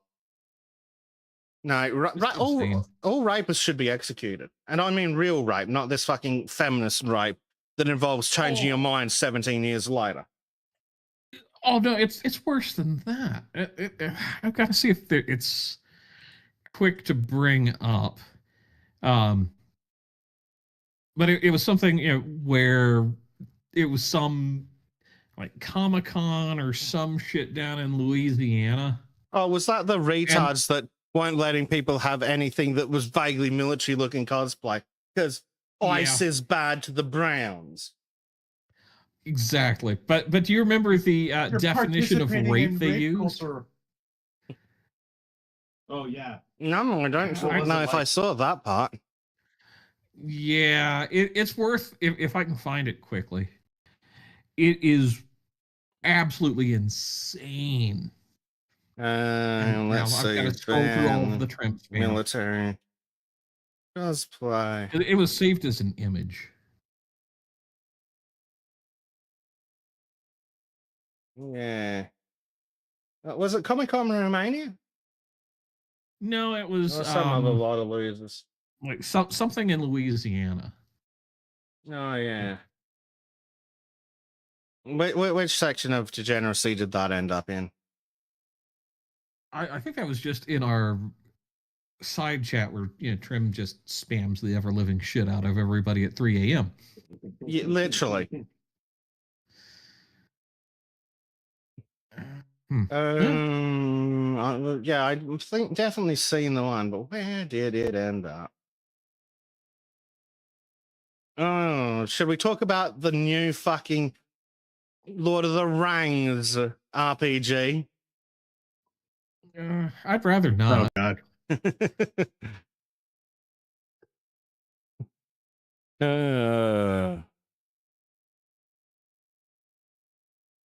Where? Okay, there. I've just ordered an under the desk treadmill on Amazon. it'll be here on June 1st. Well done. So, yeah. And here I'm over here like, and I'm gonna go buy a 50-year-old Coleman catalytic heater just because I can. Nice. Yeah. When my pay comes through, I'm going to get a big treadmill because once I lose some weight, then I can do actual cardio, hopefully. Because I'm so sick of just moving slowly. Because my brain still remembers how I used to move when I was a fucking young fella. Yeah, right. Yeah, doesn't that suck? It's like, oh, I used to be, I can do this. And the other guy's like, no, you can't. It's like, oh. It's like, hey, do you remember what it was like to run for miles without pain? Right? See, now, I had bad knees in high school, so I've never been able to run for miles without pain. I once accidentally did well in cross country. Like, I didn't even care. I just jogged it. And then they're like, oh, yeah, you're in the top 11. I'm like, what? Oh, do you want to go to the regionals? No. I only did this one because it was fucking mandatory.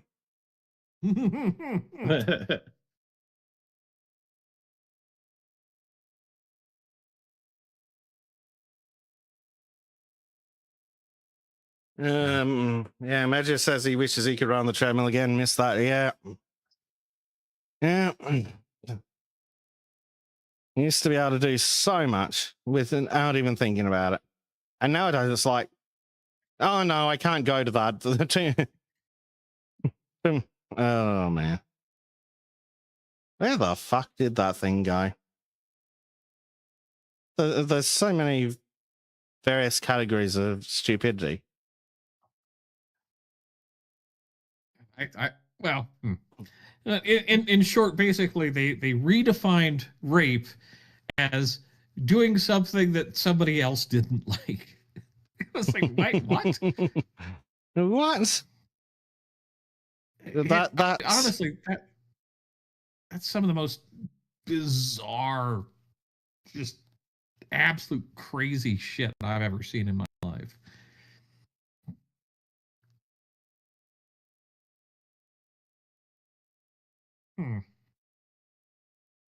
Danny says, you want to know what the best fat burning exercise on a treadmill? Max incline, 3.5 speed for 25 minutes.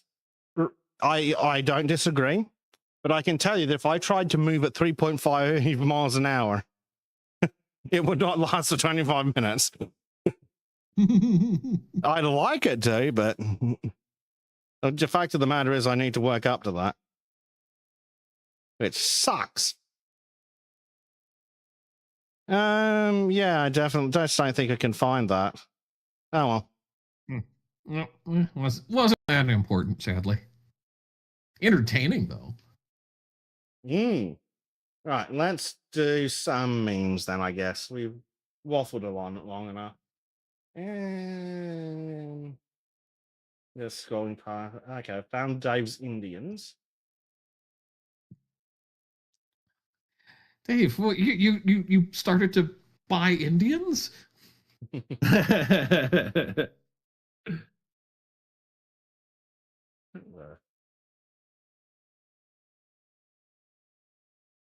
All right.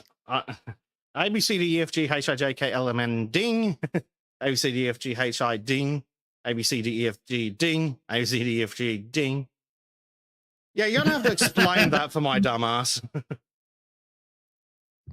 That's from Breaking Bad. They used to have that guy. He would they would spell things out for him because he was crippled and he had a bell.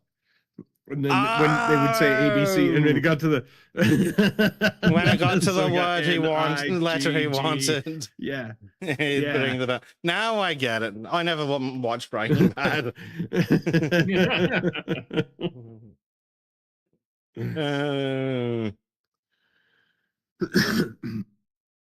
Then we've got this one over here. Pool's closed. And again, I'm missing the reference because apparently I don't watch enough telly. So no, little darky man here got removed from some of his Tennessee House positions because he was being a bitch. Mm. he was And acting like a spurg. yeah, and this is the Tennessee Sergeant at Arms. It's like, no, bitch, you take your darky ass and go somewhere else. But the pool's closed thing is a reference to an old 4chan meme where they they would go into Habbo Hotel, and which was an old like MMO type game, and all of these dudes put on they made black characters with afros and suits, and they would go stand in front of the pool because so people couldn't get in the pool, and they would just say pool's closed due to AIDS. Pool's closed due to AIDS. And then people started posting it in real life. Like Nice. taking pictures and put them on pools that said pool's closed due to AIDS. Let me go find some more if I can. Right. I think I was too busy finding out that girls were really interesting back then.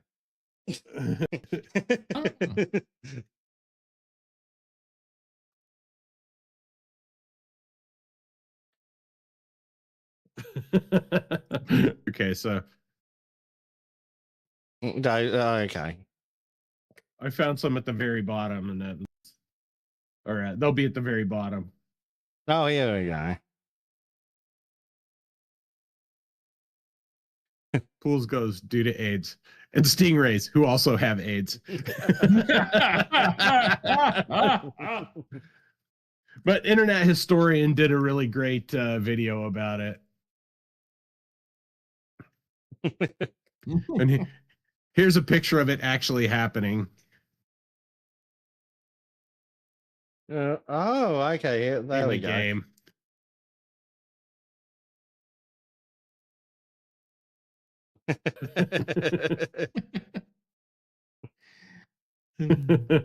uh, freaking hell. Uh, fucking Habbo Hotel.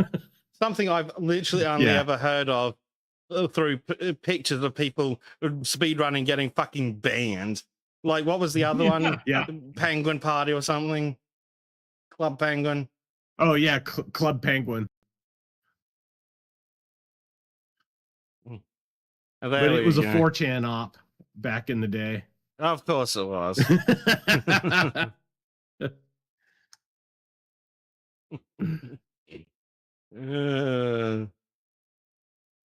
But it's just funny because that congressman looks like he's trying to close a pool due to AIDS.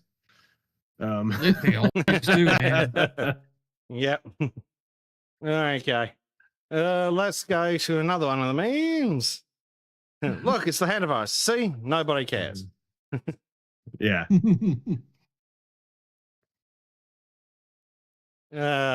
Yep.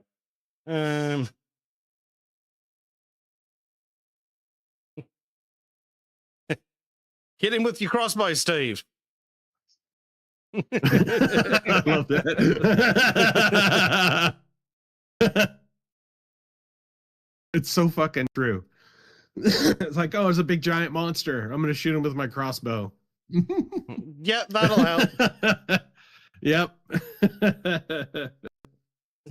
And yet it's still not as gay as The Hobbit. Nothing quite that gay. Although, is it wrong that there's a part of me that wants to go and say, I want a movie where it's just like these absurd meme moments, but somehow they all work out? That'd be funny, wouldn't it? Oh, speaking of meme movies, did you see that absolute trashed piece with, what was it, like Ice-T or something? The fucking War of the Worlds remake? Oh, I've seen reviews of it. I was not going to watch it. It goes so far into the so bad it's good category. Like it's just constantly so fucking dumb you don't stop laughing.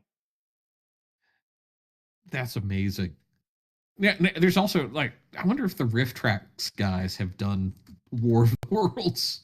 Oh, if they must have. I know. It looks like they're working on it. Oh, good. It may be an audio only release, but still, that's gonna be fucking worth it. They might need to do like a cut one or something, not necessarily a full one, but yeah, that movie's so fucking bad.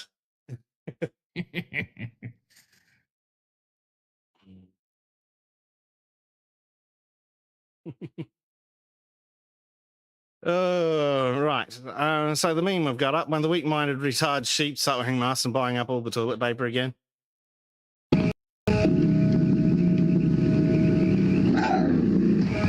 No, Mama. There's no hope for him now, Travis. He's suffering. And it's You know Old we've got to Yeller. do it. Old Yeller. Yeah. You know, I never quite got impacted the way most people do, but it's just me. It's just like, well, that's sad. Well, I had to die.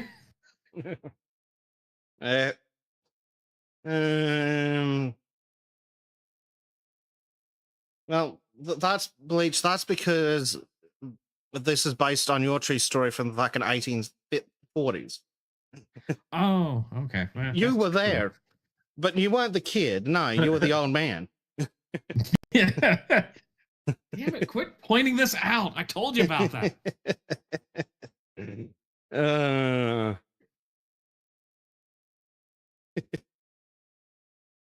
Oh dear. It makes me wonder what other movies are so bad they're good. Because we have mentioned the couple of good movies. Most movies are utter dog shit, and the rest are mediocre slot. But I'm waiting to hear some more reviews about how awful the newest Star Wars movie is. Because that looks bad. which one's that?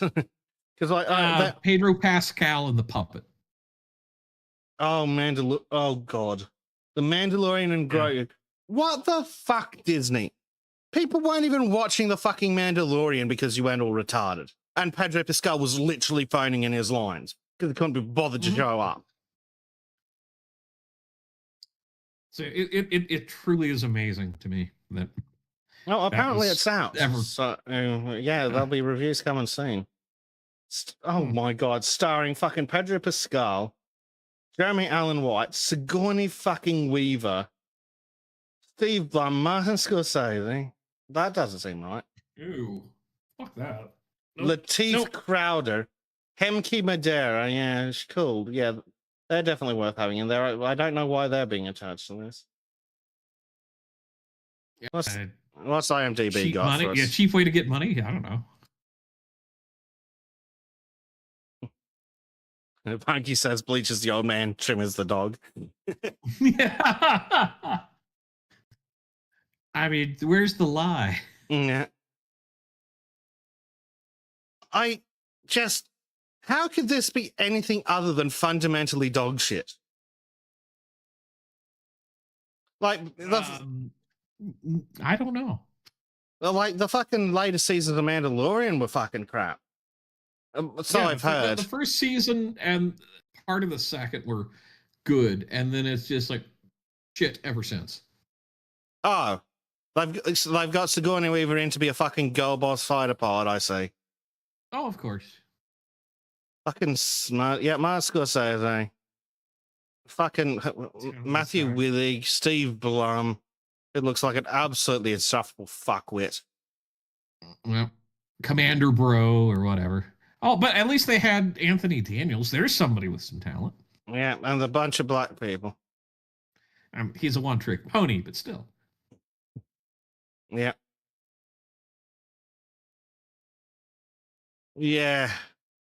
A 7. So that means it's crap.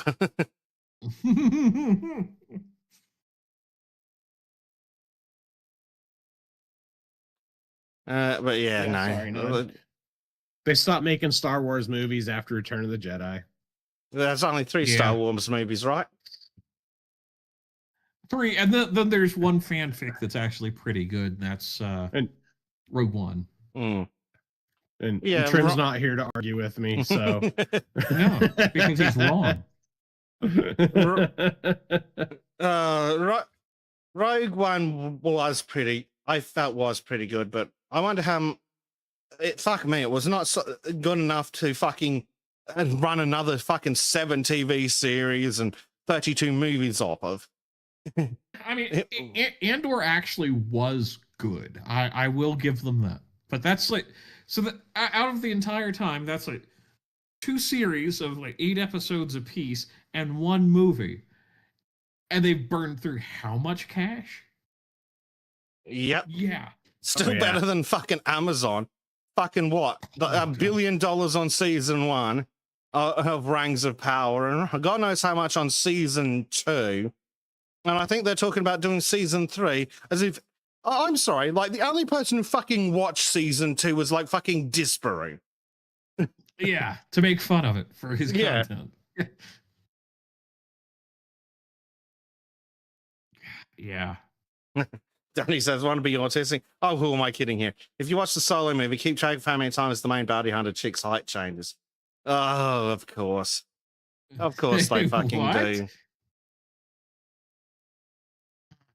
God. Well, I wouldn't watch the Solo movie because it's a stunning piece of shit. Yep. And this is the fundamental flaw, I think. They keep trying to go back and say, yes, we've got all these member berries. And it's like, fuck? Come up with something new. There's a lot of like things that were teased and hinted at. So if they throughout. hadn't completely shut on the extended universe, there was a whole bunch of stuff in there they could have fucking pulled in. Yeah. Like a bunch of Yeah, stuff yeah. about Darth Plagueis. But no, Or they had to. Rogue Squadron. Those were great the books, Rogue but Squadron stuff could have been pretty good. Apparently, the they game. weren't the greatest books, but they were actually well thought out. They just had plot holes that pissed me off. Allegedly, the video game of that was actually make a good movie. Yeah. Apparently, that's got a decent plot. Not that. Certainly, I missed that by about a decade. Yeah. Actually, that's actually the biggest shame was they didn't play off of some of the stuff that was in the video games. Yes, because partly because that's the fanboy in me, but there was also a lot more character development and plot lines in a lot of that. Oh, there we go. Because people cared. I didn't see that. The meta score's 53. Whoa.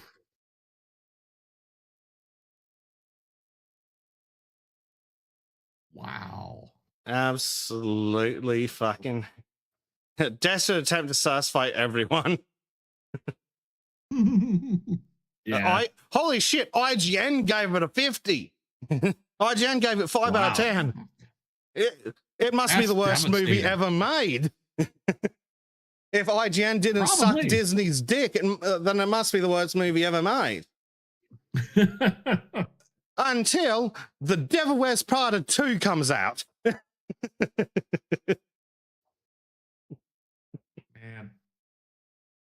Could Yeah, someone the put woman that went to go bitch in see a that, coffin? and I'm like, why? Why'd you waste your time? You could have been here making me dinner. What Something was? about Mother's Day, I don't know. I've heard some people are optimistic about Night of the Seven Kingdoms. I've heard some good stuff about that from Critical Drinker. Is But- that the one based off the Hedge Knight? Yes. I think it is. Now, see, that could be good if it didn't have anything to do with HBO. Yeah, and or any of Oh, the writers of the prior stupid series. And like, it doesn't look terrible. The casting doesn't look complete shit in a lot of places. Like, I'd buy him as a knight. I think the thing that I picked up on was the fact that they're talking about him being a masculine hero and not being emasculated all the time. Yeah. Oh, I'm and I just mean, look at the really? cast for a large. Oh no, they've ruined it. Then again, if that's look at that. They just couldn't fucking help themselves. Who's the director of this? Then again, maybe it'll escape being complete dog shit. Maybe. I don't know. I don't have an HBO subscription and I don't plan on buying one. And it's like Neither do I, could but I be do have a interesting. VPN. Yes. Yeah. Yeah, that's the funny thing is that I have an Amazon Prime subscription, but I won't watch anything on their shitty service because it's full of fucking ads. So Yep. I'll just slap on an eye patch and go to the bay and get what I Yar, want. har, har. Yeah. Yeah. In fucking high quality often too. Mhm. Right. Where the fuck is there's the TV series? Showrunner is Ira Parker. Who the fuck is Ira Parker? Okay. That was this person here. What have they made? The Last Ship and the Nevers. Wait, I think I watched a bit of The Last Ship. I did. It started off promising and went to utter shit. Wish I could say I was shocked. Yeah. House of the Dragon. Okay, so he does have some credits, but yeah, very interesting. The cast looks better than most casts we've seen, though. The sad part is that bar is lower all the time. I mean, the fact that I had to scroll like 5 lines down to find the first diversity is absolutely impressive. I imagine I said the take over the last ship, probably. I don't remember, but it started promising, then went utterly to shit. Anyway, let's go back to some memes. God put that massive wall there for a reason. Right. Yep.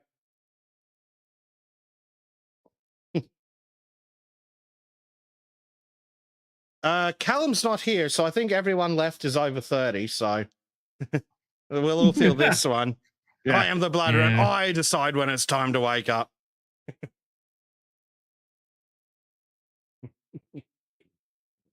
How true that could be some days. Right. Don't what, you mean you don't have to get up at 2 a.m. for a midnight piss and then go back to bed? No, sometimes I just wake up at 2 a.m., I wander around the house, then I take a piss and go to bed. It sucks. Yeah. And then we have the van that would work on everyone here. Free Yeah. GTR5 RAM. We're all dead. Yeah. But it's still not as good as the fucking one from, oh, I don't know if you didn't see that, Bleach. I'm going to go get it for you. All right. If the pictures would like to load, that would really help me.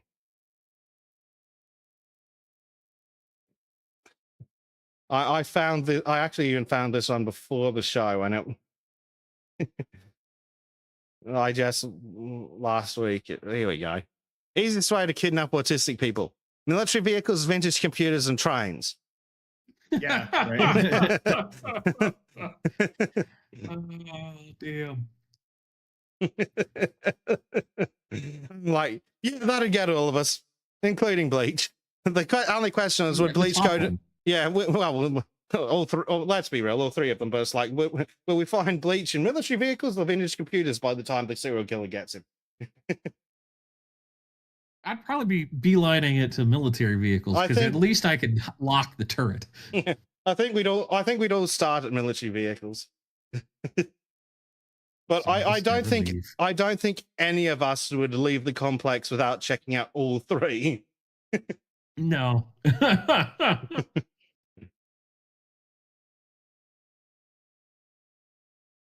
Here we go. Me telling the local methods about all the precious amounts that can be found in a data center. Or wind turbines. I hear there's plenty in wind turbines. Right. Bobcat's sitting here going, yeah, that's accurate. To the previous one. I have a better idea than mass deportations. You want to keep them here, right? You want to keep them here, right? Pork sausage is the moderate solution. Yep. Right. You have a message from Van. Yeah. Not Van. Yeah. You have a message from 10,000 bees. It says, come outside.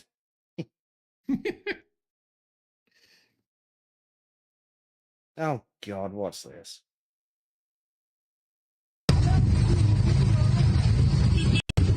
Punjabi devils on their way to a club meeting with the CEOs of Microsoft and Google about bringing more H1Bs. Oh!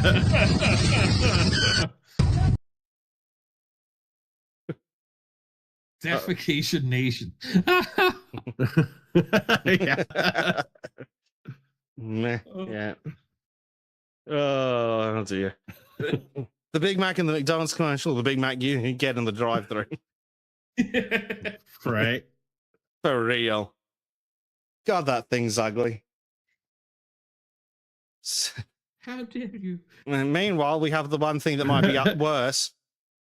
It was Ellen Page. The world will remember him by another name, Scar Tits. Say hello to my little friend. You know, that would have been even funnier if the underbarrel had been replaced with the dildo. Yes. Yes, it would have. Let's go with this tweet, then we'll do the memes. Measure us hardly see function. Well, there's 1.5 billion of them. Justin, Bolt CEO Ryan Breslow fired the company's entire HR team because they were creating problems that didn't exist. What's the stupid community note? Oh, it's not Justin. You're a retard. Oh, Jesus Christ.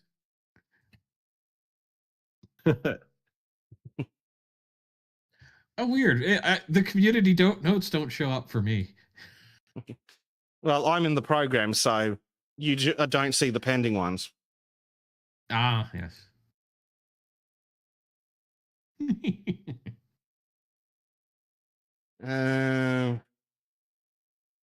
So here we go. Fire the HR team, profit and productivity go up. Stonks. Yeah.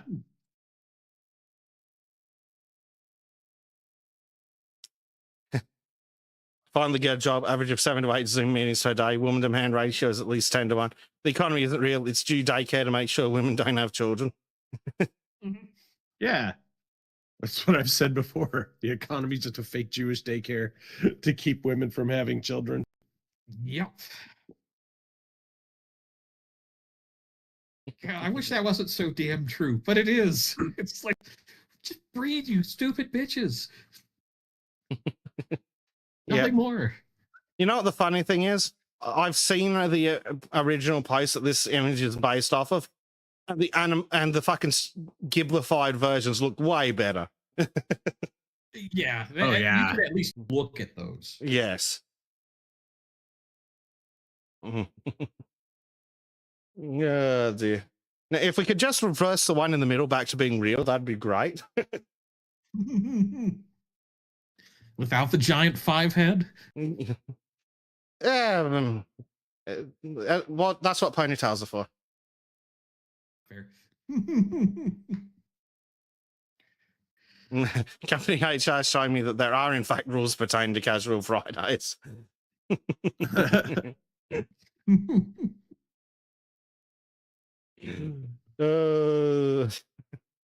Meanwhile, on the set of the Odyssey. Yeah. Yeah, I can see how you'd go to war over the woman in the top left. Mm-hmm. Like, god damn, they did a good job casting her. Now, I can also say there's a reason to go to war for the one on the bottom left. To escape. But it's to kick her the fuck out. Yeah.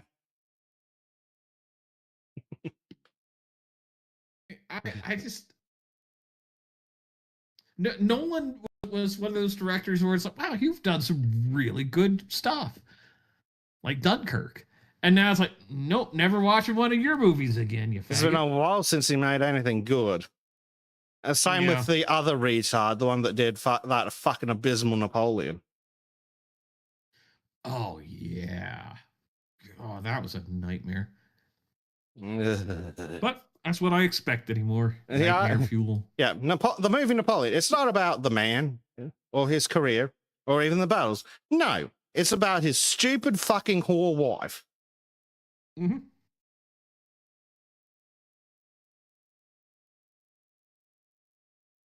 Meanwhile, right, my grandma's setup.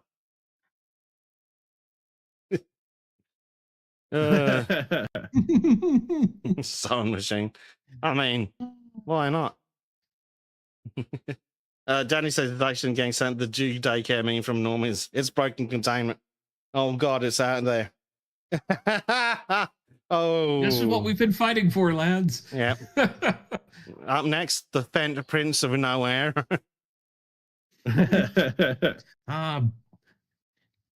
West Minneapolis, born and raised. Yep.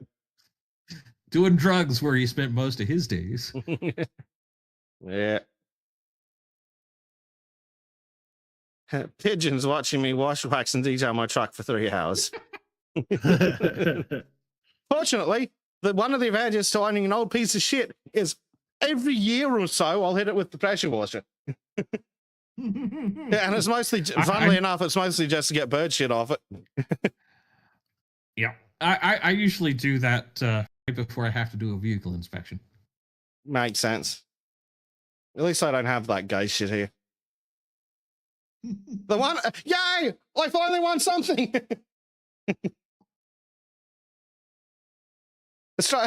My state finally wins something over America. Well, at least a couple of states. Oh god. Yeah. Speaking of how my week's been going, when you're stretching in bed and you feel your calf start to tighten. I woke up like that the other morning. It fucking sucked. I then proceeded to limp around the house for most of the day.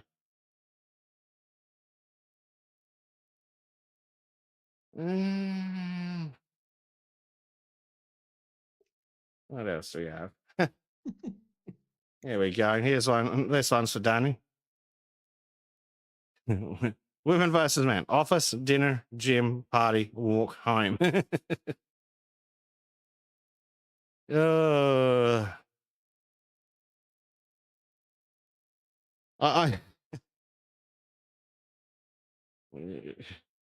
Yeah, calf cramps are fucking awful.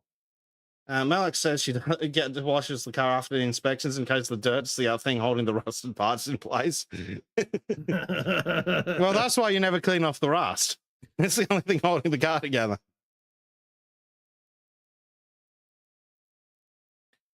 What was I going to say? Doesn't matter. It's gone.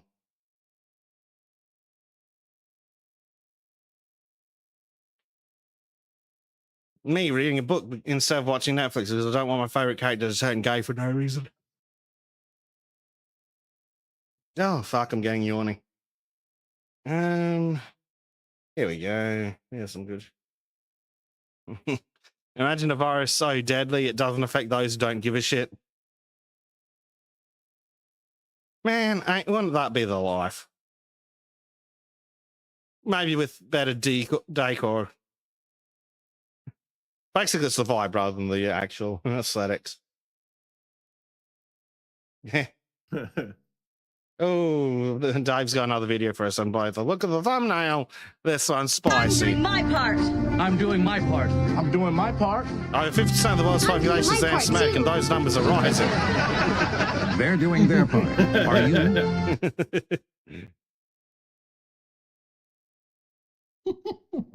Here's Dave's anime profile picture. I'm doing the war on racism on the side of the racism.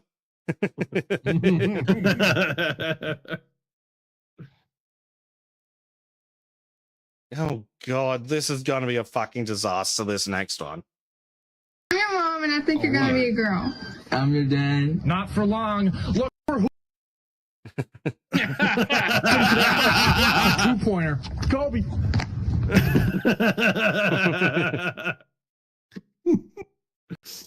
That's still right there. Oh dear.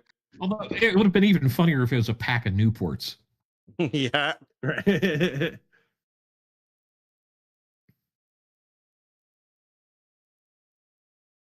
Ooh. A meme worth stealing has been posted in the meme channel.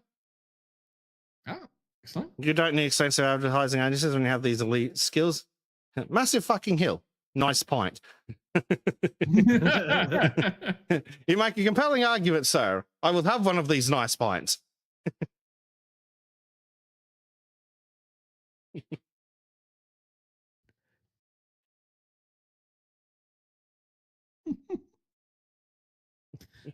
The unicorn. If I ever find out where that is, I might have a pint there.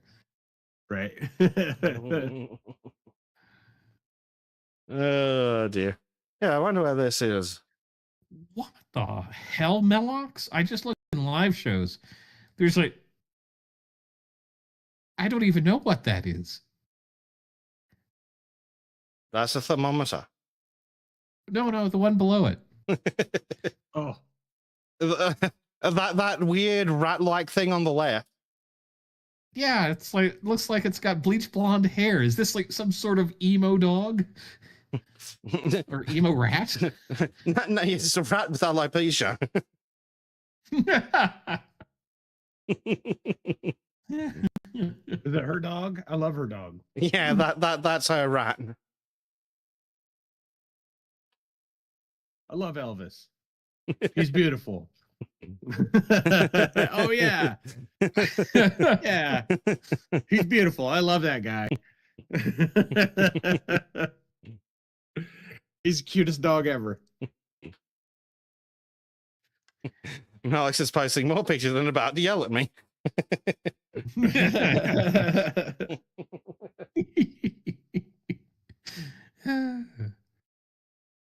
He's a cute boy. Alex says that he's older than you, but he'd show some respect. Yeah, he's an old guy. Okay, all right. It was just so weird, that picture. It's like, what is this thing? Oh, yeah. All right, so I'm going to leave this on for chat. And I'm going, also, it's Malox's fault.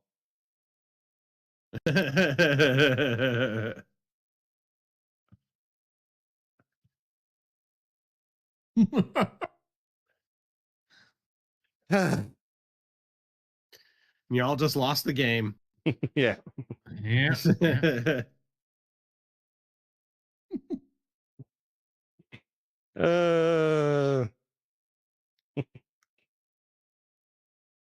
Alex says we're all welcome. That's my line, damn it. Oh, here's here's a relevant meme to steal from another server. Odysseus says we need to attack Troy and bring Helen back. Achilles, do you have a schedule, Helen? Not time for that. Wait, does that mean Ajax also lives? I'm good with this. Could be. Right. I'm almost slightly curious about how Helen's in the movie at all. It's about the Odyssey. Yeah. Like, I guess they'll be doing some flashbacks or shit, but oh god, I hate Really? flashbacks. Like, there's really no reason for Helen to even make an appearance. And if there is, it should be like in like the 2 minutes at the beginning where he's like, "Okay, fuckers, I'm out." But again, how do you do the Odyssey featuring Helen without having to explain who the fuck Helen is? Which then means you basically have to do a whole nother movie first. Oh, it's going to be 2.5 hours, isn't it? you know, I'm tired of fucking 2-hour movies. It's like, look, I liked it when it was like an hour and 10 minutes or something like that. Like, I'm on the wrong side of 30 now. You're going to need to have an intermission if you go more than an hour and a half. I'm going to need to go pee. Actually, I wish they would bring intermissions back, because they just don't do that on like these 3-hour stupid fucking movies.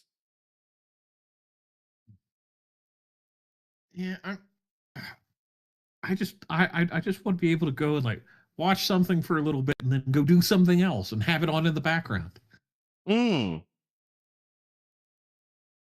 But no. God, they suck. They're going to make every single part of our fucking shared human history shit.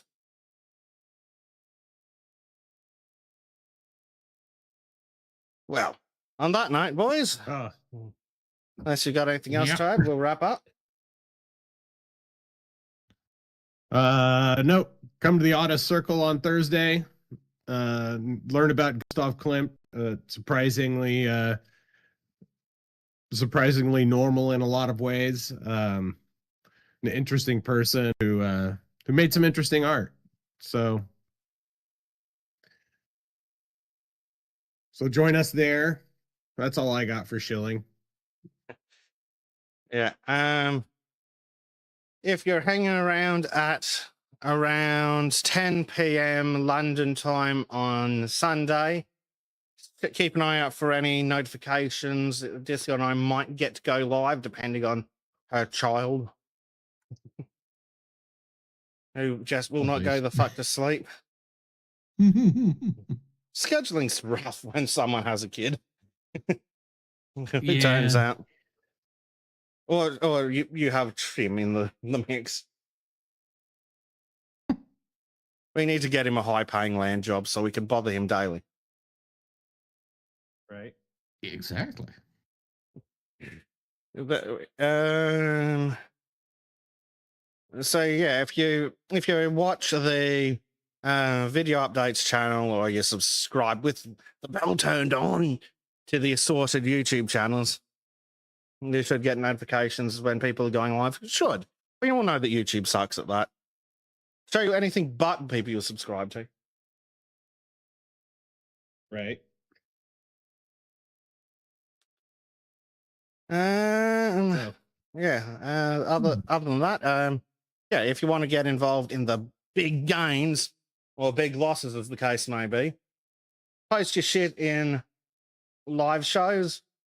We'll put it on the spreadsheet, and well, except for Danny, we're not going to put Danny on the spreadsheet because that's going to blow out the y-axis.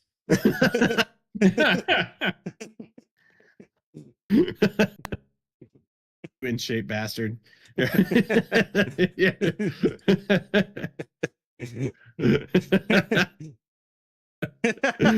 Oh. I got him.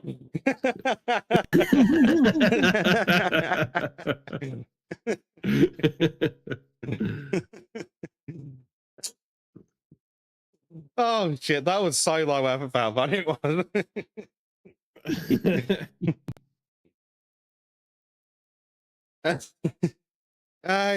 Yeah. I think that's everything. We've had a good time as always. Vote for whoever says less Indians. Preferably none. Vote for anyone in favor of capital punishment for rapists and murderers. Yeah, that's basically all you need to know. Yep. Yep. So yeah, we'll see you all throughout the week in the Discord or back here on Saturday. Thanks for joining me, boys, and thanks for joining us, chat. And we shall see you all the next time. Shall everybody? Shadilay. Shadilay, folks.